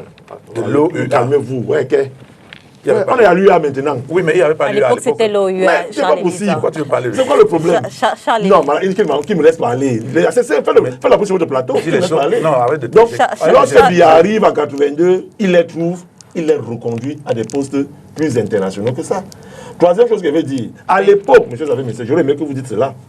La composition des structures des organismes internationaux respectait quelque part la diplomatie du pays en fonction de ce que vous donnez et ce que vous recevez par derrière, échange de bons procédés. Vous le savez. Aujourd'hui, il n'y a plus de petits pays, il n'y a plus de grands pays, il n'y a plus de maintenant les plaques tournantes. Et là, vous avez raison. Lorsqu'on parle d'Emmanuel Zemeka, qui est président de l'Organisation internationale des bois tropicaux, ça ne vous dit rien. Lorsqu'on parle de Mme Ahmed Kakaba Maboum, il est quand même à la tête d'une organisation internationale. Lorsqu'on parle de Malaika Kandoumbe, épouse Ngolo, il est quand même là. Donc, je voudrais dire à ceux qui nous écoutent, madame, que... Et lorsqu'on dit qu'un président, un Camerounais... Vous avez évité de citer Elisabeth Tanque cette fois. Lorsqu'on dit qu'un Camerounais va présider, quand même, la 79, bien à session de l'Assemblée générale du système des Nations Unies, c'est un Camerounais, les gens estiment que c'est une plaque tournante, c'est n'importe quoi. Alors que... D'accord. Vous terminez, Charles. Emmanuel Kounié, permettez à Charles. J'ai parlé au Kamchi, j'ai parlé au Cameroun. Non, on n'a plus beaucoup de temps, on doit sortir de ce sujet. Allez-y, terminez. Pour vous faire comprendre que aujourd'hui, le rayonnement diplomatique du Cameroun est même plus fort qu'avant. On ne regarde plus le rayonnement diplomatique d'un pays à travers le nombre de ses enfants qui occupent les postes, mais ce que ce pays est membre de ces différentes organisations. En passant, La deuxième banque mondiale, le Fonds monétaire africain, son siège est où? Répondez, grand frère. On peut dire. C'est à Yaoundé. Très bien, très Alors, bien. pourquoi Yaoundé? Très bien. En 30 secondes. Les BRICS qui sont aujourd'hui l'antenne. Merci Charles-Élie. Merci Charles-Élie. Merci Charles-Élie. En 30 secondes. Merci Charles-Élie. Merci Charles-Élie. Allez-y, Je voulais vous dire une chose rapidement. très simple. Hein. Nous avons deux structures qui ont un rayonnement soit régional, soit mondial. Le système des Nations Unies est mondial. Et qui a, au sein du système des Nations Unies, vous avez l'ONU, vous avez le PNUD, vous avez la FAO, vous avez tous ces organismes. L'UNICEF, ainsi de suite, l'OMS. Ça, c'est ce que j'ai appelé le système des Nations Unies. Est-ce qu'il y a des Camerounais là-bas? Oui. Il y en avait. Il y en a. Il y en avait. Et à ce niveau du système des Nations Unies, il y a deux niveaux de postes. Il y a des postes où les gens vont par leur équation personnelle. C'est-à-dire, on a besoin d'un technicien, hein, et il soumissionne, et puis il passe les tests, et puis on ne regarde pas son pays. Il y a des postes gouvernementaux. Vous ne pouvez pas être directeur général de la FAO si vous n'êtes pas proposé par votre État. Vous ne pouvez pas être directeur général de PNUD si vous n'êtes pas proposé par votre État. À ce moment-là, le Cameroun était, à une époque, le Cameroun avait 2 directeurs régionaux de l'OMS. On les a dégarnis. Le Cameroun avait le poste de directeur général de PNUD, d'Okingé. On a dégarni. Le Cameroun avait le poste de directeur de l'information au système des Nations Unies. On a dégarni. Le dernier à avoir dégarni, vous connaissez qui c'est? Jean-Baptiste Yonke, qui devait occuper, le premier Africain qui devait occuper le poste de directeur général de la FAO. Le poste était vacant à Rome. Et lui, il était en poste régional à Ouagadougou. Le président de la République a dit, viens, j'ai besoin de toi pour être ministre de l'Agriculture. On a dégarni. Il est revenu. Et puis après, le Sénégal a profité. Il a nommé Jacques Diouf, le premier Africain à FAO. Et quand Yonke est arrivé, on l'a nommé ministre de l'Agriculture. Au prochain remaniement, on l'a enlevé. Il parle avec les oiseaux dans la rue, là. Je voulais juste... Il n'y a pas que ça. On n'a plus de temps. Celui qui était ministre de la Santé, de Dibombaré, comment il s'appelait encore? Moné Kosso. Il était directeur régional. On l'a fait venir pour nommer ministre de Santé, puis on l'a enlevé. Le dernier en poste, à Lomé, hein, Emmanuel Ben Moussi, qui était directeur général de il était là. On l'a enlevé. Donc, Mbonjo n'est pas dans le système des Nations Unies. Non, il occupait quel poste? Non, le poste. Il est à l'Union africaine. Mais je ne parle pas du système. Il a parlé du système des Nations Unies. Non, il a parlé du système des Nations Unies. Le système des Nations Unies a 2 problèmes. C'est que vous avez Je voulais juste prendre quelques secondes. C'est eux qui décident. Pourquoi ne me dites pas ça? Je voulais prendre quelques secondes pour aider. Je voulais prendre quelques secondes pour aider Elisa. Non, pas pour m'aider. Parce que le Cameroun a un capital qu'on n'exploite pas suffisamment. Nous avons l'une des meilleures écoles de diplomatie au monde. Ça, c'est vrai. Oh, je dis bien au monde. C'est lyrique. Mais c'est avec beaucoup de tristesse que je vois des étudiants sortir de lyrique et ils ne sont pas intégrés. J'espère parce que les prioritaires, c'est les NAM. En diplomatie. Mais, oui. La diplomatie intègre directement. Attendez, allez bien vous renseigner. La diplomatie intègre. Allez bien vous renseigner. Nous avons l'une des meilleures écoles qui existent. C'est lyrique. C'est passé ça. Si on prend lyrique, Messieurs Xavier Messier, on prend la polytechnique. C'est pas moi qui donne l'option diplomatie à lyrique intègre directement. Charles, les autres qui font qu'on fait un concours d'intégration, dites-le quand même. Il y a des restrictions qu'il n'y avait pas au départ. Non, aucun gars en fait ce que je suis en train de dire, c'est que toutes ces écoles-là ont été bâties par Feu Amadou Ahidjo. Bien sûr. Et l'IRIC a continué à conserver. Aujourd'hui, nous avons la fierté de dire qu'on a une école de diplomatie qui tienne. C'est quelque chose qui a été... Le fondateur, c'était Adamou Ndamjoya. Après, il y a eu Joseph Owana. Il y a eu pas mal qui sont passés. Ils ont donné une âme à cette école, une force, une puissance. Aujourd'hui, Polytechnique est en train de dégringoler. Les gars sortent de là pour aller ailleurs, trouver du travail, dans un pays en construction. Dans un pays en construction. Donc, c'est pour dire à Charles Elisa que le président Paul Biya peut être félicité sur une chose qui est importante quand il prend des décisions seul, c'est-à-dire à l'international. Même si notre diplomatie n'est plus agissante à l'international, il a quand même créé des liens avec d'autres pays. On peut citer la Russie, on peut citer l'Algérie, qui n'a pas créé, avec qui il y a eu des accords qui ont été signés. Ça permet à ceux qui vont venir maintenant redresser le Cameroun d'avoir déjà un acquis. Il faut le reconnaître. Mais pourquoi est-ce que le Cameroun ne marche pas? Très bien. Les autres Alors, ont un signé débat aussi est en cours au sujet d'une coalition de l'opposition en prélude à la prochaine élection présidentielle. Alors, Cyril Sambaka, on repart rapidement avec vous. Quelle est votre position sur cette question, le débat qui a cours Alliance pour le changement ou même encore Alliance pour la transition politique? Vous savez, moi, je suis de la vieille école. Oui.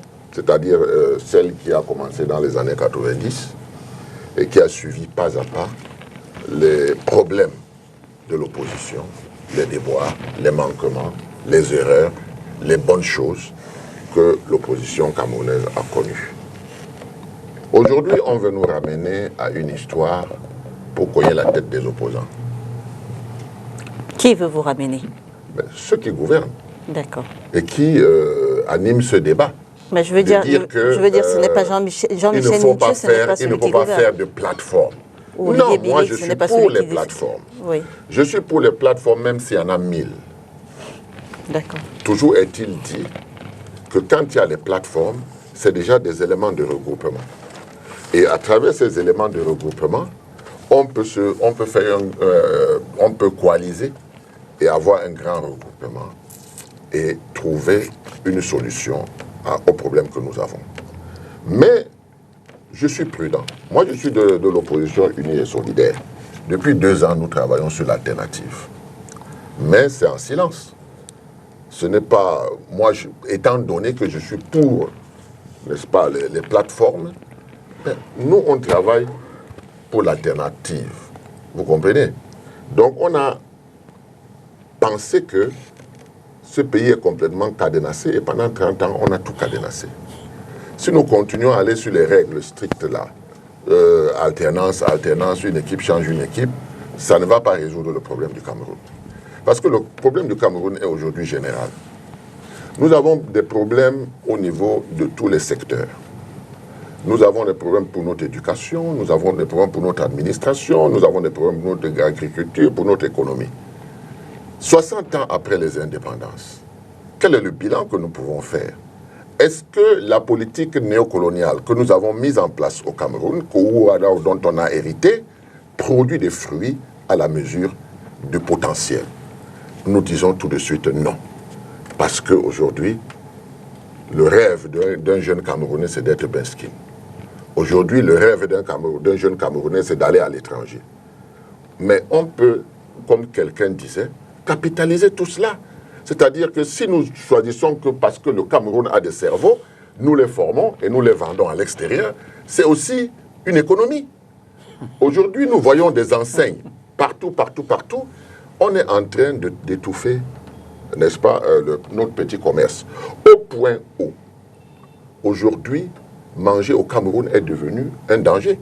Vous connaissez l'histoire à l'entrée de Yaoundé, comment ça s'appelle, le camionneur qui a acheté des bananes, sur lesquelles on avait versé des produits chimiques et qui n'a pas pu arriver à Pouma.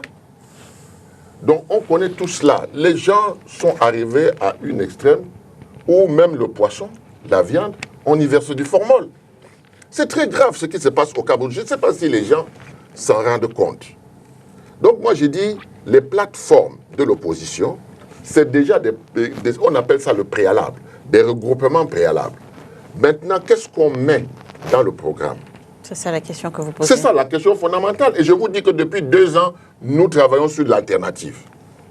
L'alternative veut dire que nous avons une fondation qui est complètement fissurée aujourd'hui au Cameroun, 60 ans après les indépendances. Est-ce que nous replâtrons ou bien nous créons une nouvelle fondation par les Camerounais pour l'avenir du Cameroun? C'est ça la première question.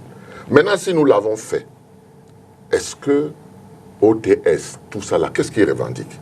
Ils veulent un changement du système. Alors, quel est le système que nous proposerons au peuple camerounais?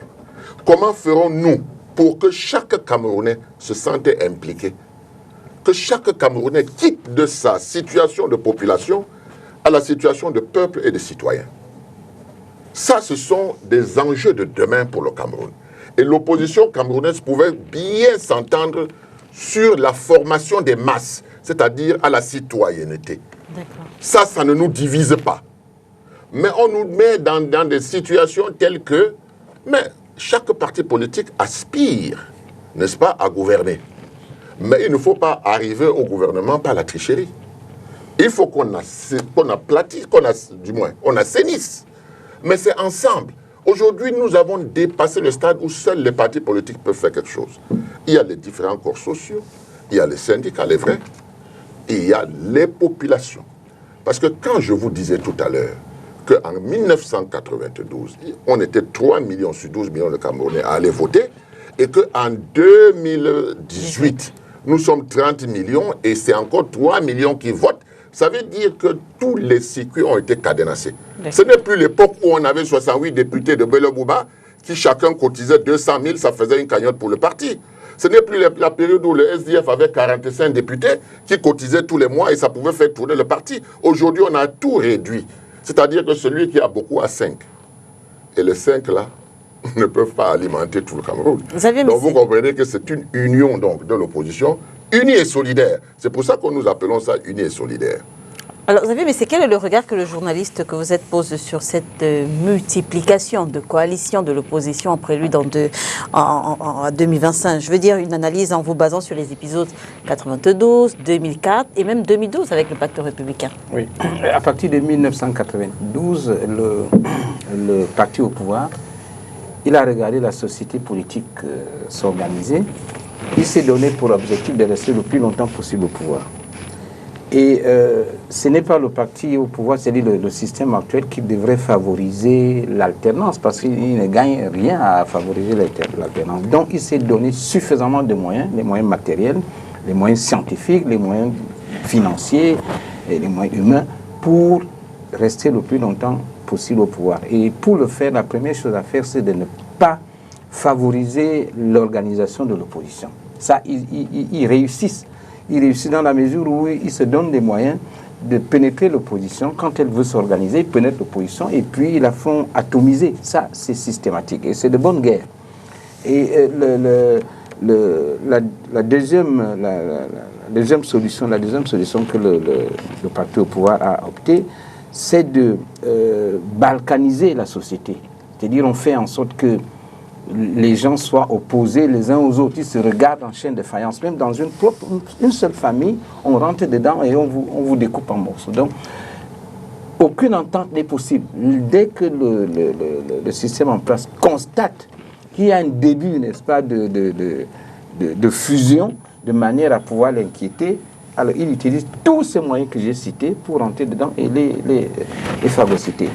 Et l'opposition doit comprendre qu'il n'est pas facile de prendre le pouvoir entre les mains d'un parti qui a tout construit. Si vous avez aujourd'hui 50 ans, vous avez quel âge en 82? On était une gamine ou un gamin. Donc, tous ceux qui sont là aujourd'hui ont été fabriqués par le système en place. Qui les connaît? Qui connaît ses forces, qui connaît ses faiblesses, et il utilise le peu de force que l'opposition a pour qu'elle ne puisse pas être une dynamique. C'est pour cela que, à la veille de chaque consultation, je l'ai vu en 92, au moment où l'opposition était au seuil de pouvoir, et puis le RDPC a tiré toutes les leçons, de sorte que pour que l'opposition arrive encore au pouvoir, aujourd'hui, ça va être extrêmement difficile. Pourquoi je le dis? Parce que si on demande au RDPC aujourd'hui, objectivement, de présenter un bilan économique, social, culturel, il ne sera pas un bilan positif. Ce sont les premiers arguments vraiment scientifiques qu'un parti peut utiliser pour conquérir le pouvoir, ou pour y accéder, ou pour conserver, pour y accéder. Alors ces éléments, il y a la longévité au pouvoir, et puis il y a, je ne dirais pas une absence totale, mais un déficit de tous les arguments susceptibles de maintenir un parti au pouvoir. L'économie, elle n'est pas florissante. Le social, non plus. Hein? Et vous avez donc, nous avons évoqué le côté de la jeunesse aujourd'hui, qui est complètement désœuvré. Alors, comment est-ce que le RDPC, par quel miracle arrive-t-il à se maintenir au pouvoir? Tout simplement parce que il utilise tout ce qu'il peut pour que l'opposition ne puisse pas, n'est-ce pas, s'unir. On a vu, je crois que c'était en 2004, où j'avais assisté comme ça, en curieux, à une réunion qui se passait à ce que nous appelons à Yaoundé Anne Rouge. Montée Anne Rouge. Voilà, montée Anne Rouge, il y avait, voilà, c'est bon. Il y avait, tous les ténors de l'opposition étaient là. Et puis, on a, Adamoun Damdjoya, qui avait la parole, avait tracé le profil du candidat unique qui devait porter, qui devait affronter le RDPC. Froundi était là. Vous savez ce qui s'est passé? Au sorti de là, Froundi a éclaté, il a fait éclater cette coalition. Il l'a fait éclater. Quelles sont les raisons qu'il a évoquées? Il n'a jamais évoqué une raison. Tout simplement parce que le parti au pouvoir utilise tous les moyens qu'il a. Tous ces moyens pour ne pas favoriser, n'est-ce pas, la dynamique d'une opposition. Et ça s'est passé comme ça en 92, enfin pas en 92, ça s'est passé en 2004, ça s'est passé en 2018, ça va se passer encore en 2025. Ce n'est pas... C'est une fatalité. C'est pas une fatalité, c'est que le parti au pouvoir a pris le temps, les moyens de s'organiser. Il a pris le temps d'observer les failles des uns et des autres. Il a créé même un besoin humain. Qu'est-ce que j'entends par besoin humain? En appauvrissant les gens. Ils deviennent dépendants. Vous ne pouvez pas réussir à aller... C'est-à-dire, lorsque quelqu'un n'arrive pas à avoir une autonomie, n'est-ce pas, pour parler seul, pour parler étant libre de ses propos, libre de ses mouvements, il est dépendant. On a vu le parti au pouvoir fabriquer des oppositions. Il a fabriqué, et c'est tout à fait normal. Il a fabriqué. Qu'est-ce qui vous dit que c'est l'a fabriqué en 2004, en 2018, il ne fabriquera pas en 2025? C'est de bonnes guerres. Donc il faudra du temps. Il faudra du temps. J'ai écouté le président Sambaka quand il parlait tout à l'heure, déjà même pendant qu'on se préparait à venir ici. Il déplore cette diversité, n'est-ce pas, qui règne dans l'opposition, de sorte qu'elle ne puisse pas s'entendre. Mais vous pensez que le parti au pouvoir est absent dans ce déficit d'union? Non, il n'est pas absent. Oh. Voilà. Donc le parti au pouvoir pourrait être à la base de cette multiplication de Mais coalitions. je l'ai suffisamment dit. Hein. Je l'ai suffisamment dit. Et puis, il se donne des moyens pour cela. Moi, je n'entre pas dans les détails en citant des noms, mais il y a des choses auxquelles ma position de journaliste me permet parfois d'avoir accès à certaines personnes et qui se confient à moi, à droite et à gauche. Je les écoute. Et ça fait en sorte que même là où vous croyez que vous pouvez gagner, vous ne gagnerez pas. Emmanuel Kouni, est-ce qu'il y a un intérêt à avoir plusieurs coalitions de l'opposition aujourd'hui? Parce que là, on en a déjà, si on compte celle de Cyril Sambaka, celle du professeur Olivier Billet, celle de Jean-Michel Ninchu, on est rendu à 3 coalitions de l'opposition déjà. Je crois que vous avez... Celles qui sont connues. Le modèle qu'on prend souvent, c'est la coalition de 1992, qui a en réalité gagné les élections présidentielles, même si les résultats donnés n'ont pas été ceux qui sont sortis des urnes. Mais en 92, il y a une coalition, l'Union pour le changement, qui a justement fait ce travail-là. Mais en 92, il n'y avait pas un seul candidat. Damdjoya était candidat. Froundi avait une coalition qu'il a portée. Mais Damdjoya était candidat, Bello était candidat en 92, et Kindi était candidat. Il y avait plusieurs candidats. Donc, le problème n'est pas là. Il ne s'agit pas de dire que tout le monde doit se mettre derrière un candidat. Il s'agit de créer une coalition et de mettre le maximum d'opposants représentatifs derrière soi de manière à pouvoir engranger, n'est-ce pas, la majorité pour pouvoir gagner. C'est tout. On n'a jamais dit qu'il faut la candidature unique. Parce que si vous créez une candidature unique, comme dit M. Xavier Messé, le pouvoir va créer d'autres candidats. Il n'y aura jamais de candidature unique. Il va vous fabriquer 2, 3, 4. C'est pour ça qu'ils ont 300 partis politiques. Ils peuvent vous sortir à tout moment 10 candidats tranquillement. Donc, il ne faut pas dire qu'il y aura qu'un pôle. Ce qu'on peut faire, et ça, c'est le peuple qui le fait. Ce n'est pas les partis d'opposition qui peuvent le faire. Le peuple doit pouvoir, n'est-ce pas, comprendre que dans cette affaire, sa responsabilité est de premier ordre. Et on doit pouvoir arriver au Cameroun à faire des élections à 2 tours. Parce que si on fait des élections à 2 tours, et qu'au premier tour, personne n'a atteint 50%, en ce moment-là, il y aura des coalitions objectives. quand vous venez dans cette coalition, vous avez votre poids. On sait ce que vous apportez. Si vous avez eu 1% et quelqu'un a eu 10%, vous ne venez pas de la même manière. Puisque c'est dans la même élection. Mais quand on est dans le vrac, comme maintenant, on dit on va faire les coalitions, on va se réunir, on ne sait pas qui apporte quoi, et ça donne ce que nous voyons là. Donc, nous pensons, et nous avons pensé au sein du MRC, que nous allons mettre sur pied une coalition que nous avons appelée Alliance pour le changement. Ça a été pensé au sein du MRC ou alors c'est Jean-Michel Niche qui l'a pensé? Ça a été pensé. Nous avons sorti cela au cours du congrès. Je crois que M. Sambaka était là. Jean-Michel Niche a emboîté le pas, il a dit la même chose. Bon, nous avons dit que cette plateforme-là existait. Bon, il a pris le devant, c'est pas grave. C'est une plateforme, n'importe qui peut venir entrer. Il est député, s'il prend le devant, il prend le devant, il n'y a pas de souci. Et s'il peut faire en sorte que les gens arrivent, c'est une bonne chose. Alors pourquoi nous le faisons? Nous le faisons parce que nous ne voulons pas entrer dans cette affaire, comme vous avez suivi Xavier Messé dire, qu'on est allé faire une réunion de l'opposition pour chercher le candidat unique, Frondisser en des 2004. solidarités. Ça revient à ce qu'on appelle les primaires, parce que j'ai entendu parler des primaires. En France, vous avez vu que les histoires des primaires ont détruit complètement la gauche et la droite. C'est maintenant les extrêmes qu'on voit. Parce que quand vous voulez faire des primaires, on ne sait pas qui vote. Quel est le corps électoral des primaires? Donc il faut arriver à faire une coalition sur des données objectives. Et nous avons dit ceci. Nous pensons que nous avons une assise. Nous avons donné mandat à notre candidat, notre président national, de se mettre à la tête d'une plateforme, celle dont vous parlez.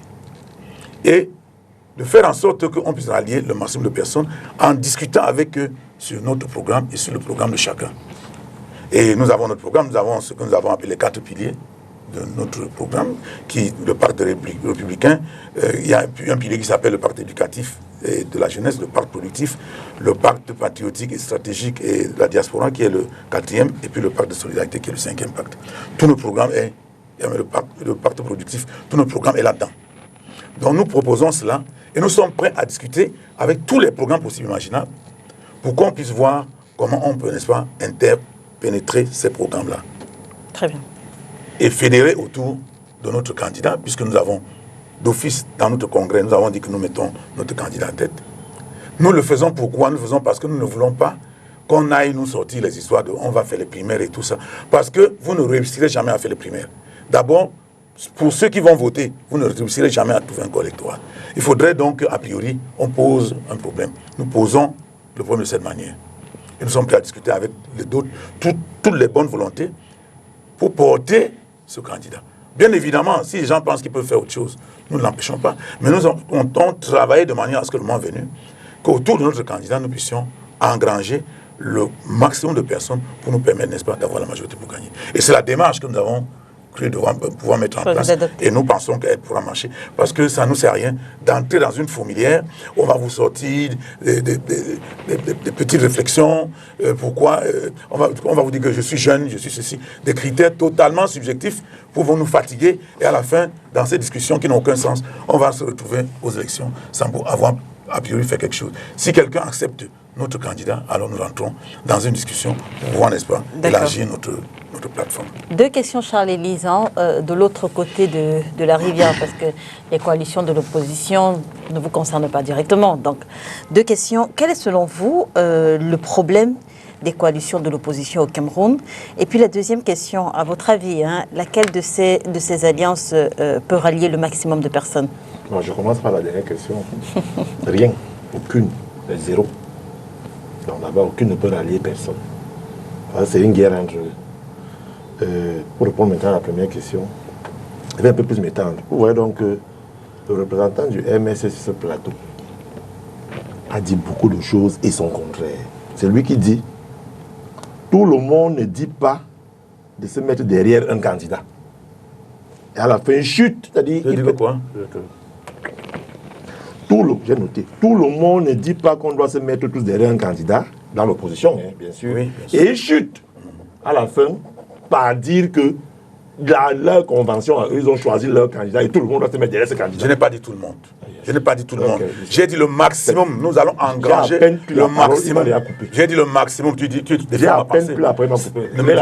Ne dis pas ce que je n'ai pas dit. Ne dis pas ce que je n'ai pas dit. Permettez qu'il reprécise en 30 Bon, secondes. En 30 j'ai dit, secondes. nous En 30 avons, secondes. j'ai dit, nous avons notre plateforme et nous voulons réunir le Il y en a maximum compris de ça, ça personnes, fait la 5 mois qu'on majorité, comprend pour nous ça. Très faire bien, gagner. très bien. Charles Élisa a la parole. Maintenant, quand j'en ai par là, j'ouvre donc maintenant en faisant comprendre aux gens que mais comment est-ce que l'opposition, ou du moins le parti qui se targue d'être l'opposition, la véritable au Cameroun aujourd'hui, parce que pour eux, dans ce matin, il suivait un cas de UMLC dit que l'AFP n'existe pas, l'UNDP n'existe pas, donc il n'y a que eux qui existent.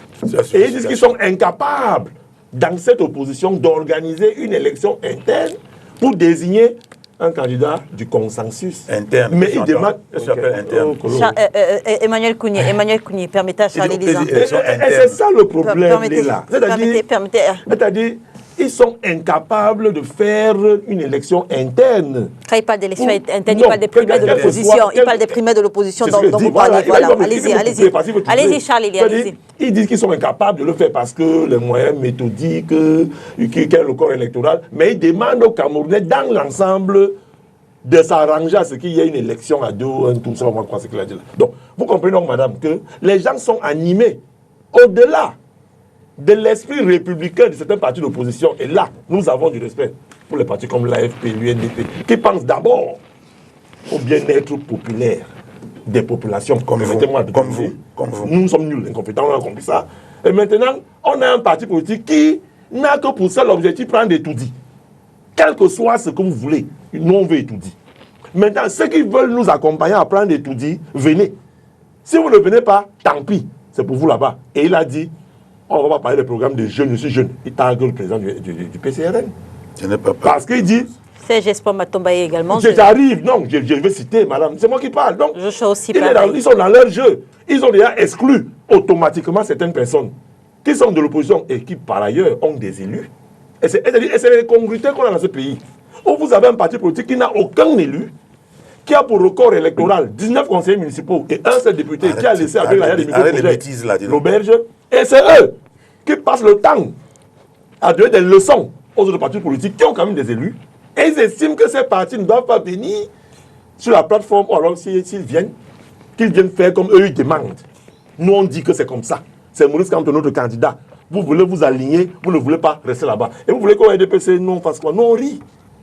On boit du petit lait. Vous ne comprenez rien du tout. Et là, Vous ne faites même pas de la politique. et là, je Est-ce qu'on continue peut en à vous qu'on disant s'adresse? que, et là, il continue en disant que lorsqu'on a aussi, Vous êtes des dans autistes. cette opposition, madame, des gens, à qui, et là, je trouve aussi les médias que vous êtes. Lorsqu'on a, à un moment donné, réduit la parole aux gens qui portaient, qui ont fait la tripartie, qui ont travaillé pour le pays et tout, et on les a réduits au silence pour donner la parole aux gens comme les Kounié, les gens comme, je ne sais pas moi, qui passent dans les médias, aujourd'hui, insulter Paul Biya, insulter tout le monde, insulter les opposants qui sont passés aujourd'hui, ça m'a être très beau, très mignon, parce qu'il était à leur convention. Qu'est-ce qu'on a fait de lui avant cette convention? On n'a pas dit quoi de ce monsieur, ces gens-ci. Donc c'est pour dire quoi, madame? Dis ce qu'on a dit. Nous. Dis ce qu'on a dit. Charles Élisa, vous ne pouvez pas Tu dis accuser. n'importe quoi. Cyril, non, je veux Dis dire, ce Cyril qu'on a dit. Sambaka est là, le MRC est là. Est-ce que Cyril Sambaka s'est aujourd'hui attaqué par le MRC? Est-ce que Je voudrais quand même dire aussi que madame... Il s'embrouille. J'ai été formé en Il nous politique. embrouille même. J'ai été Pourquoi formé il embrouille? Emmanuel Kounié, allez-y. C'est-à-dire que tu t'embrouilles et tu nous embrouilles. Emmanuel Je Kounié. voudrais dire ici à ceux qui m'écoutent que madame, j'ai été formé en politique par les colocos. Les pocosés nommés les papas. Qu'est-ce qu'ils en Il y a savent? un respect qu'il y a envers les gens.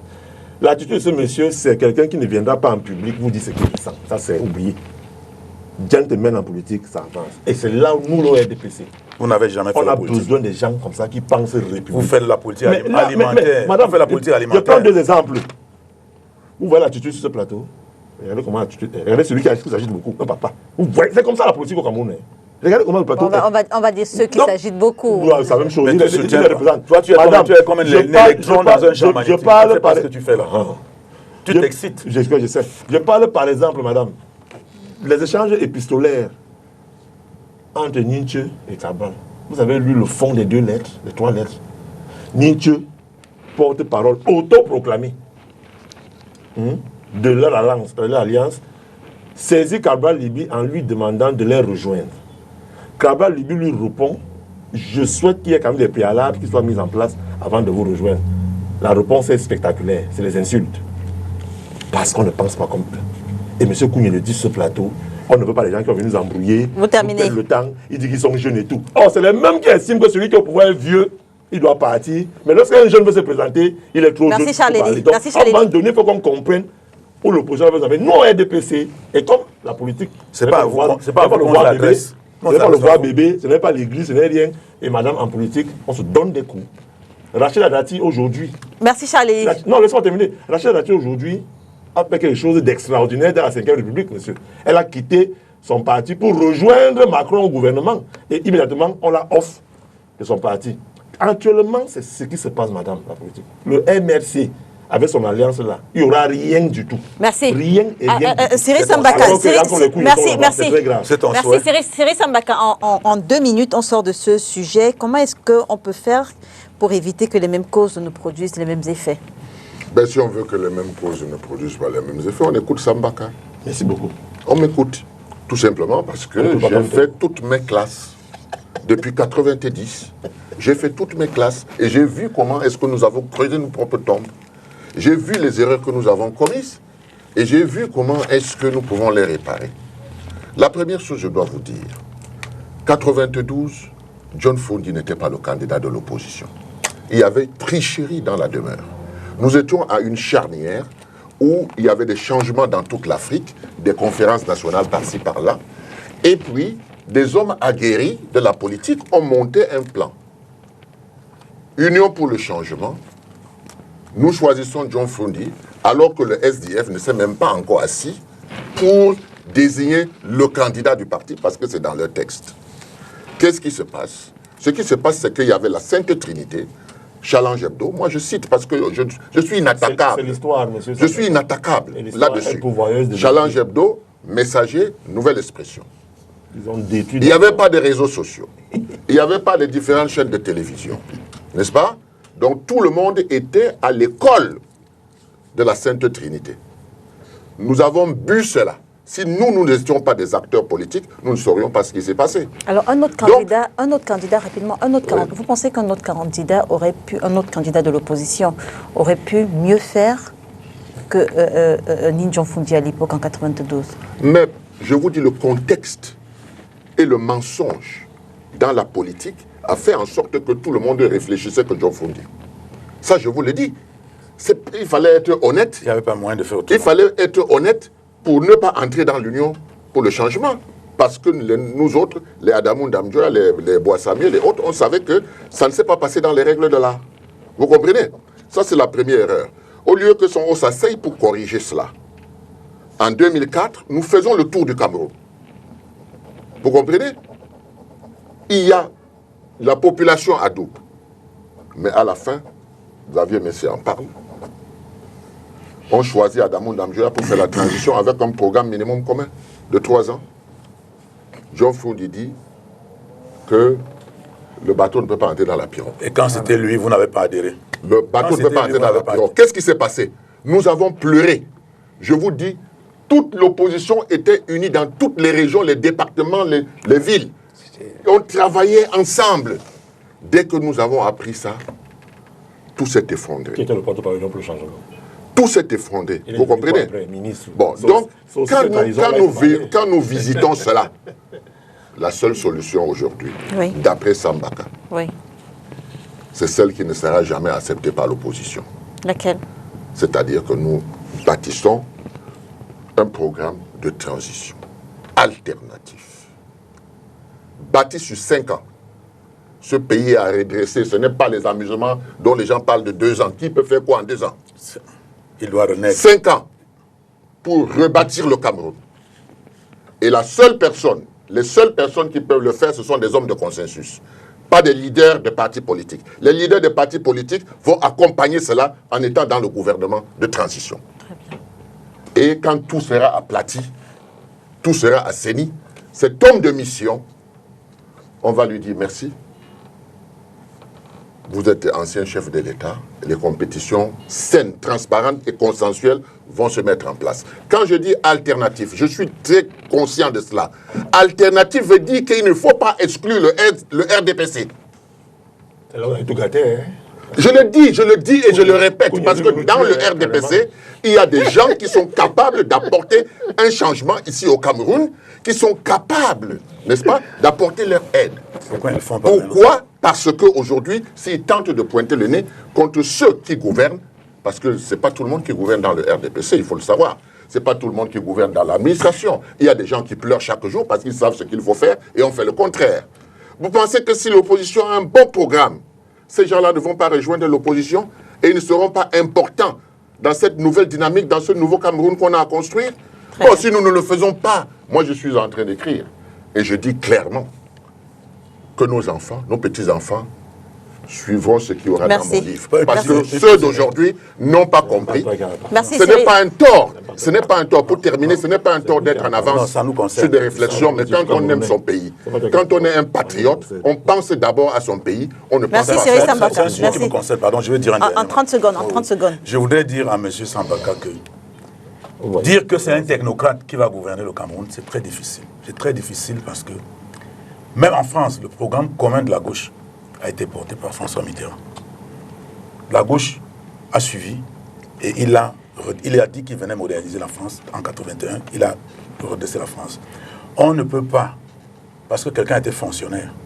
Je parle de transition. Il faut bien qu'on se comprenne. Mais quand vous donnez une transition de 5 ans à quelqu'un, après 5 ans... Mais c'est nous qui gouvernons. C'est nous qui faisons le gouvernement de machin. On apprend. Oui, mais celui qui a le pouvoir, c'est lui qui a la réalité du pouvoir. Vous allez gouverner comment? Vous serez des ministres autour de lui, mais c'est lui qui détient la réalité du pouvoir. Non. Et après 5 ans, je vous assure, personne ne dépendra de vous quand il a le pouvoir. D'ailleurs, on a essayé toutes les autres. Pendant 30 ans, on n'a fait que ça. Même quand les gens ont fait des coups d'État, ils étaient à toi, ils n'ont pas pu tenir tous les jours. Donc ça va être très difficile. Moi, je crois qu'il faut que les gens adhèrent à un programme politique pour prendre le pouvoir. Je vous ai pris l'exemple de Mitterrand en 81 avec le programme commun de la gauche. Il a fait ce qu'il a promis. Il a modernisé la France. Mais dire qu'on va chercher un oiseau rare, ou un Jésus de Nazareth. Non, ils sont nombreux. C'est mon point de vue. Ils ne sont pas nombreux. C'est mon point de vue. Même les hommes d'État ici au Cameroun, ils sont nombreux. Je vais te dire quelque chose. Ils sont nombreux. En 92, j'ai un ami qui est venu, 30 secondes, une seconde s'il vous plaît. En 92, j'ai un ami qui est venu chez moi, il me dit, il y a les élections présidentielles. Lui n'était pas un footballeur. Je lui ai dit, oui, il dit, mais on va donc voter qui? Je lui ai dit, pourquoi? Il dit, mais quand on dit John Frundi, on dit les balles, il arrête avec la main. Quand on dit Ekindi, on dit que c'est un intellectuel qui est sur des politiques, il n'y a que lui. Quand on dit Dikakwa, on dit qu'il marche sur l'eau. Quand il m'a cité, il dit qu'il n'y a que les hommes faux, il n'y a que les hommes faux. On doit voter qui? Une équipe.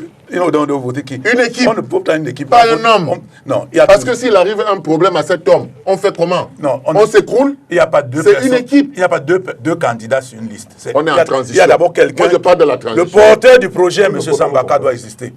Il faut un porteur du projet. On n'est pas en démocratie intégrale. Nous sommes en train de bâtir quelque chose. Et pour bâtir quelque chose, il faut un consensus. Et pour bâtir quelque chose, la meilleure chose, ce n'est pas les hommes derrière quelqu'un. C'est les hommes avec quelqu'un. C'est pour ça que je parlais d'équipe. Moi, j'ai l'expérience, je ne me vante pas. J'ai l'expérience de ces choses-là. Et je commence à parler aujourd'hui parce que j'en ai marre. J'en ai marre de ne pas comprendre pourquoi les gens ne comprennent pas. C'est tellement simple. Il suffit d'abord de faire table rase, d'être une équipe soudée, solidaire, qui, n'est-ce pas, va faire un programme alternatif. Tout le monde est aux manœuvres dans un gouvernement de transition. Le monsieur de mission a une mission de 4 ans, 5 ans. Le temps d'assainir ensemble les choses, il s'en va. Très bien. C'est ce que nous sommes en train de faire. Très bien, très bien. Non, 2 lettres circulaires Vous du MINCAF. Il va confisquer quoi? Merci. 2 lettres circulaires du MINCAF signées le 9 février réintègrent vraiment ce sera rapidement, en 1 minute chacun, réintègrent les chefs traditionnels dans le processus d'immatriculation des terres en vue de l'obtention d'un titre foncier.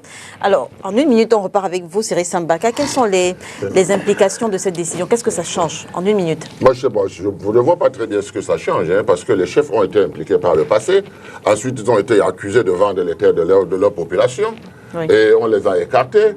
Aujourd'hui, on les ramène et on leur dit qu'ils sont les auxiliaires de l'administration. Ça veut dire que l'administration va spolier les terres des populations à travers les chefs traditionnels qui sont leurs sujets, qui sont leurs auxiliaires. C'est très compliqué le Cameroun. C'est pas ça. Nous avons besoin...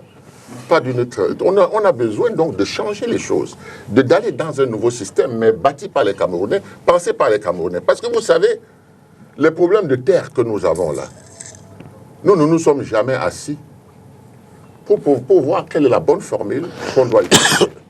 Donc ce sont les États généraux du Cameroun qui doivent pouvoir déterminer cela. Acceptons que 60 ans après les indépendances, nous avons échoué, et lamentablement échoué, alors que nous avons un pays béni des dieux. Et maintenant, acceptons que tout ce qui va sortir de là soit quelque chose d'alternatif et que ce soit consensuel. Xavier Messé, comment est-ce que vous appréciez cette décision qui revalorise les chefs traditionnels dans le processus d'immatriculation des terres? Mais ils ont été valorisés depuis longtemps. Hein. Ils sont valorisés depuis longtemps. Vous savez, depuis qu'on a confirmé leur statut d'auxiliaire des pouvoirs publics, ils ont pris davantage des galons, ils ont des salaires. Mais les sous-préfets et les préfets, surtout les sous-préfets qui passent la majeure partie de leur temps à régler les problèmes fonciers, restent leurs patrons. Ils sont leurs patrons. On va les associer dans l'attribution des terrains pour construire ou bien pour faire de la production agricole, autre, mais ça ne change rien parce que les chefs là auront en face d'eux les sous-préfets qui mettent leur galon, qui mettent leur képi. Donc ils n'auront rien à dire. On va avoir une signature de plus sur un document, mais ça ne changera rien au système de corruption. La corruption va rester. Et on aura l'impression qu'on a amélioré la situation, mais le statu quo restera le même. C'est justement la question que je voudrais... C'est un peu comme l'histoire du ministre et de Eneo. Voilà. C'est justement la question que j'aimerais vous poser, Charles-Élise. Est-ce qu'elle peut permettre de renforcer la lutte contre les ventes illégales des terres du domaine national, cette décision? Il faudrait d'abord que les uns et les autres comprennent que la note du ministre est révolutionnaire, dans le sens où elle remet au centre des décisions et des attributions de tous les documents qui doivent être signés par les fonctionnaires. Si tout le temps par ailleurs égal, qui est par la note du chef du coin, que ça sera de nul en effet.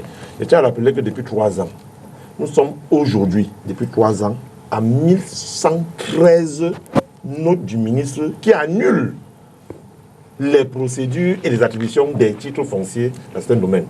Le cas le plus patent actuellement, c'est il y a 2 jours, le tribunal a cassé toutes les décisions et a remis la terre de Dikolo aux gens de Dikolo. Pourquoi? Parce que Dikolo a pu prouver auprès de la justice que les chefs coutumiers de la zone n'étaient en rien concernés dans la vente et l'attribution des documents. Ça permet donc 2 choses. D'un côté, de les remettre au centre des intérêts, si les chefs font vraiment leur boulot, étant représentants des populations, et à la fin, ça permet de lutter contre la corruption des fonctionnaires qui bazardent les terrains comme ils veulent et qui peut créer un incident social plus tard. Donc, en ce moment, si les chefs ont repris leurs droits, c'est que désormais, ils doivent assister à tout ce qui a comme descente riveraine sur le terrain.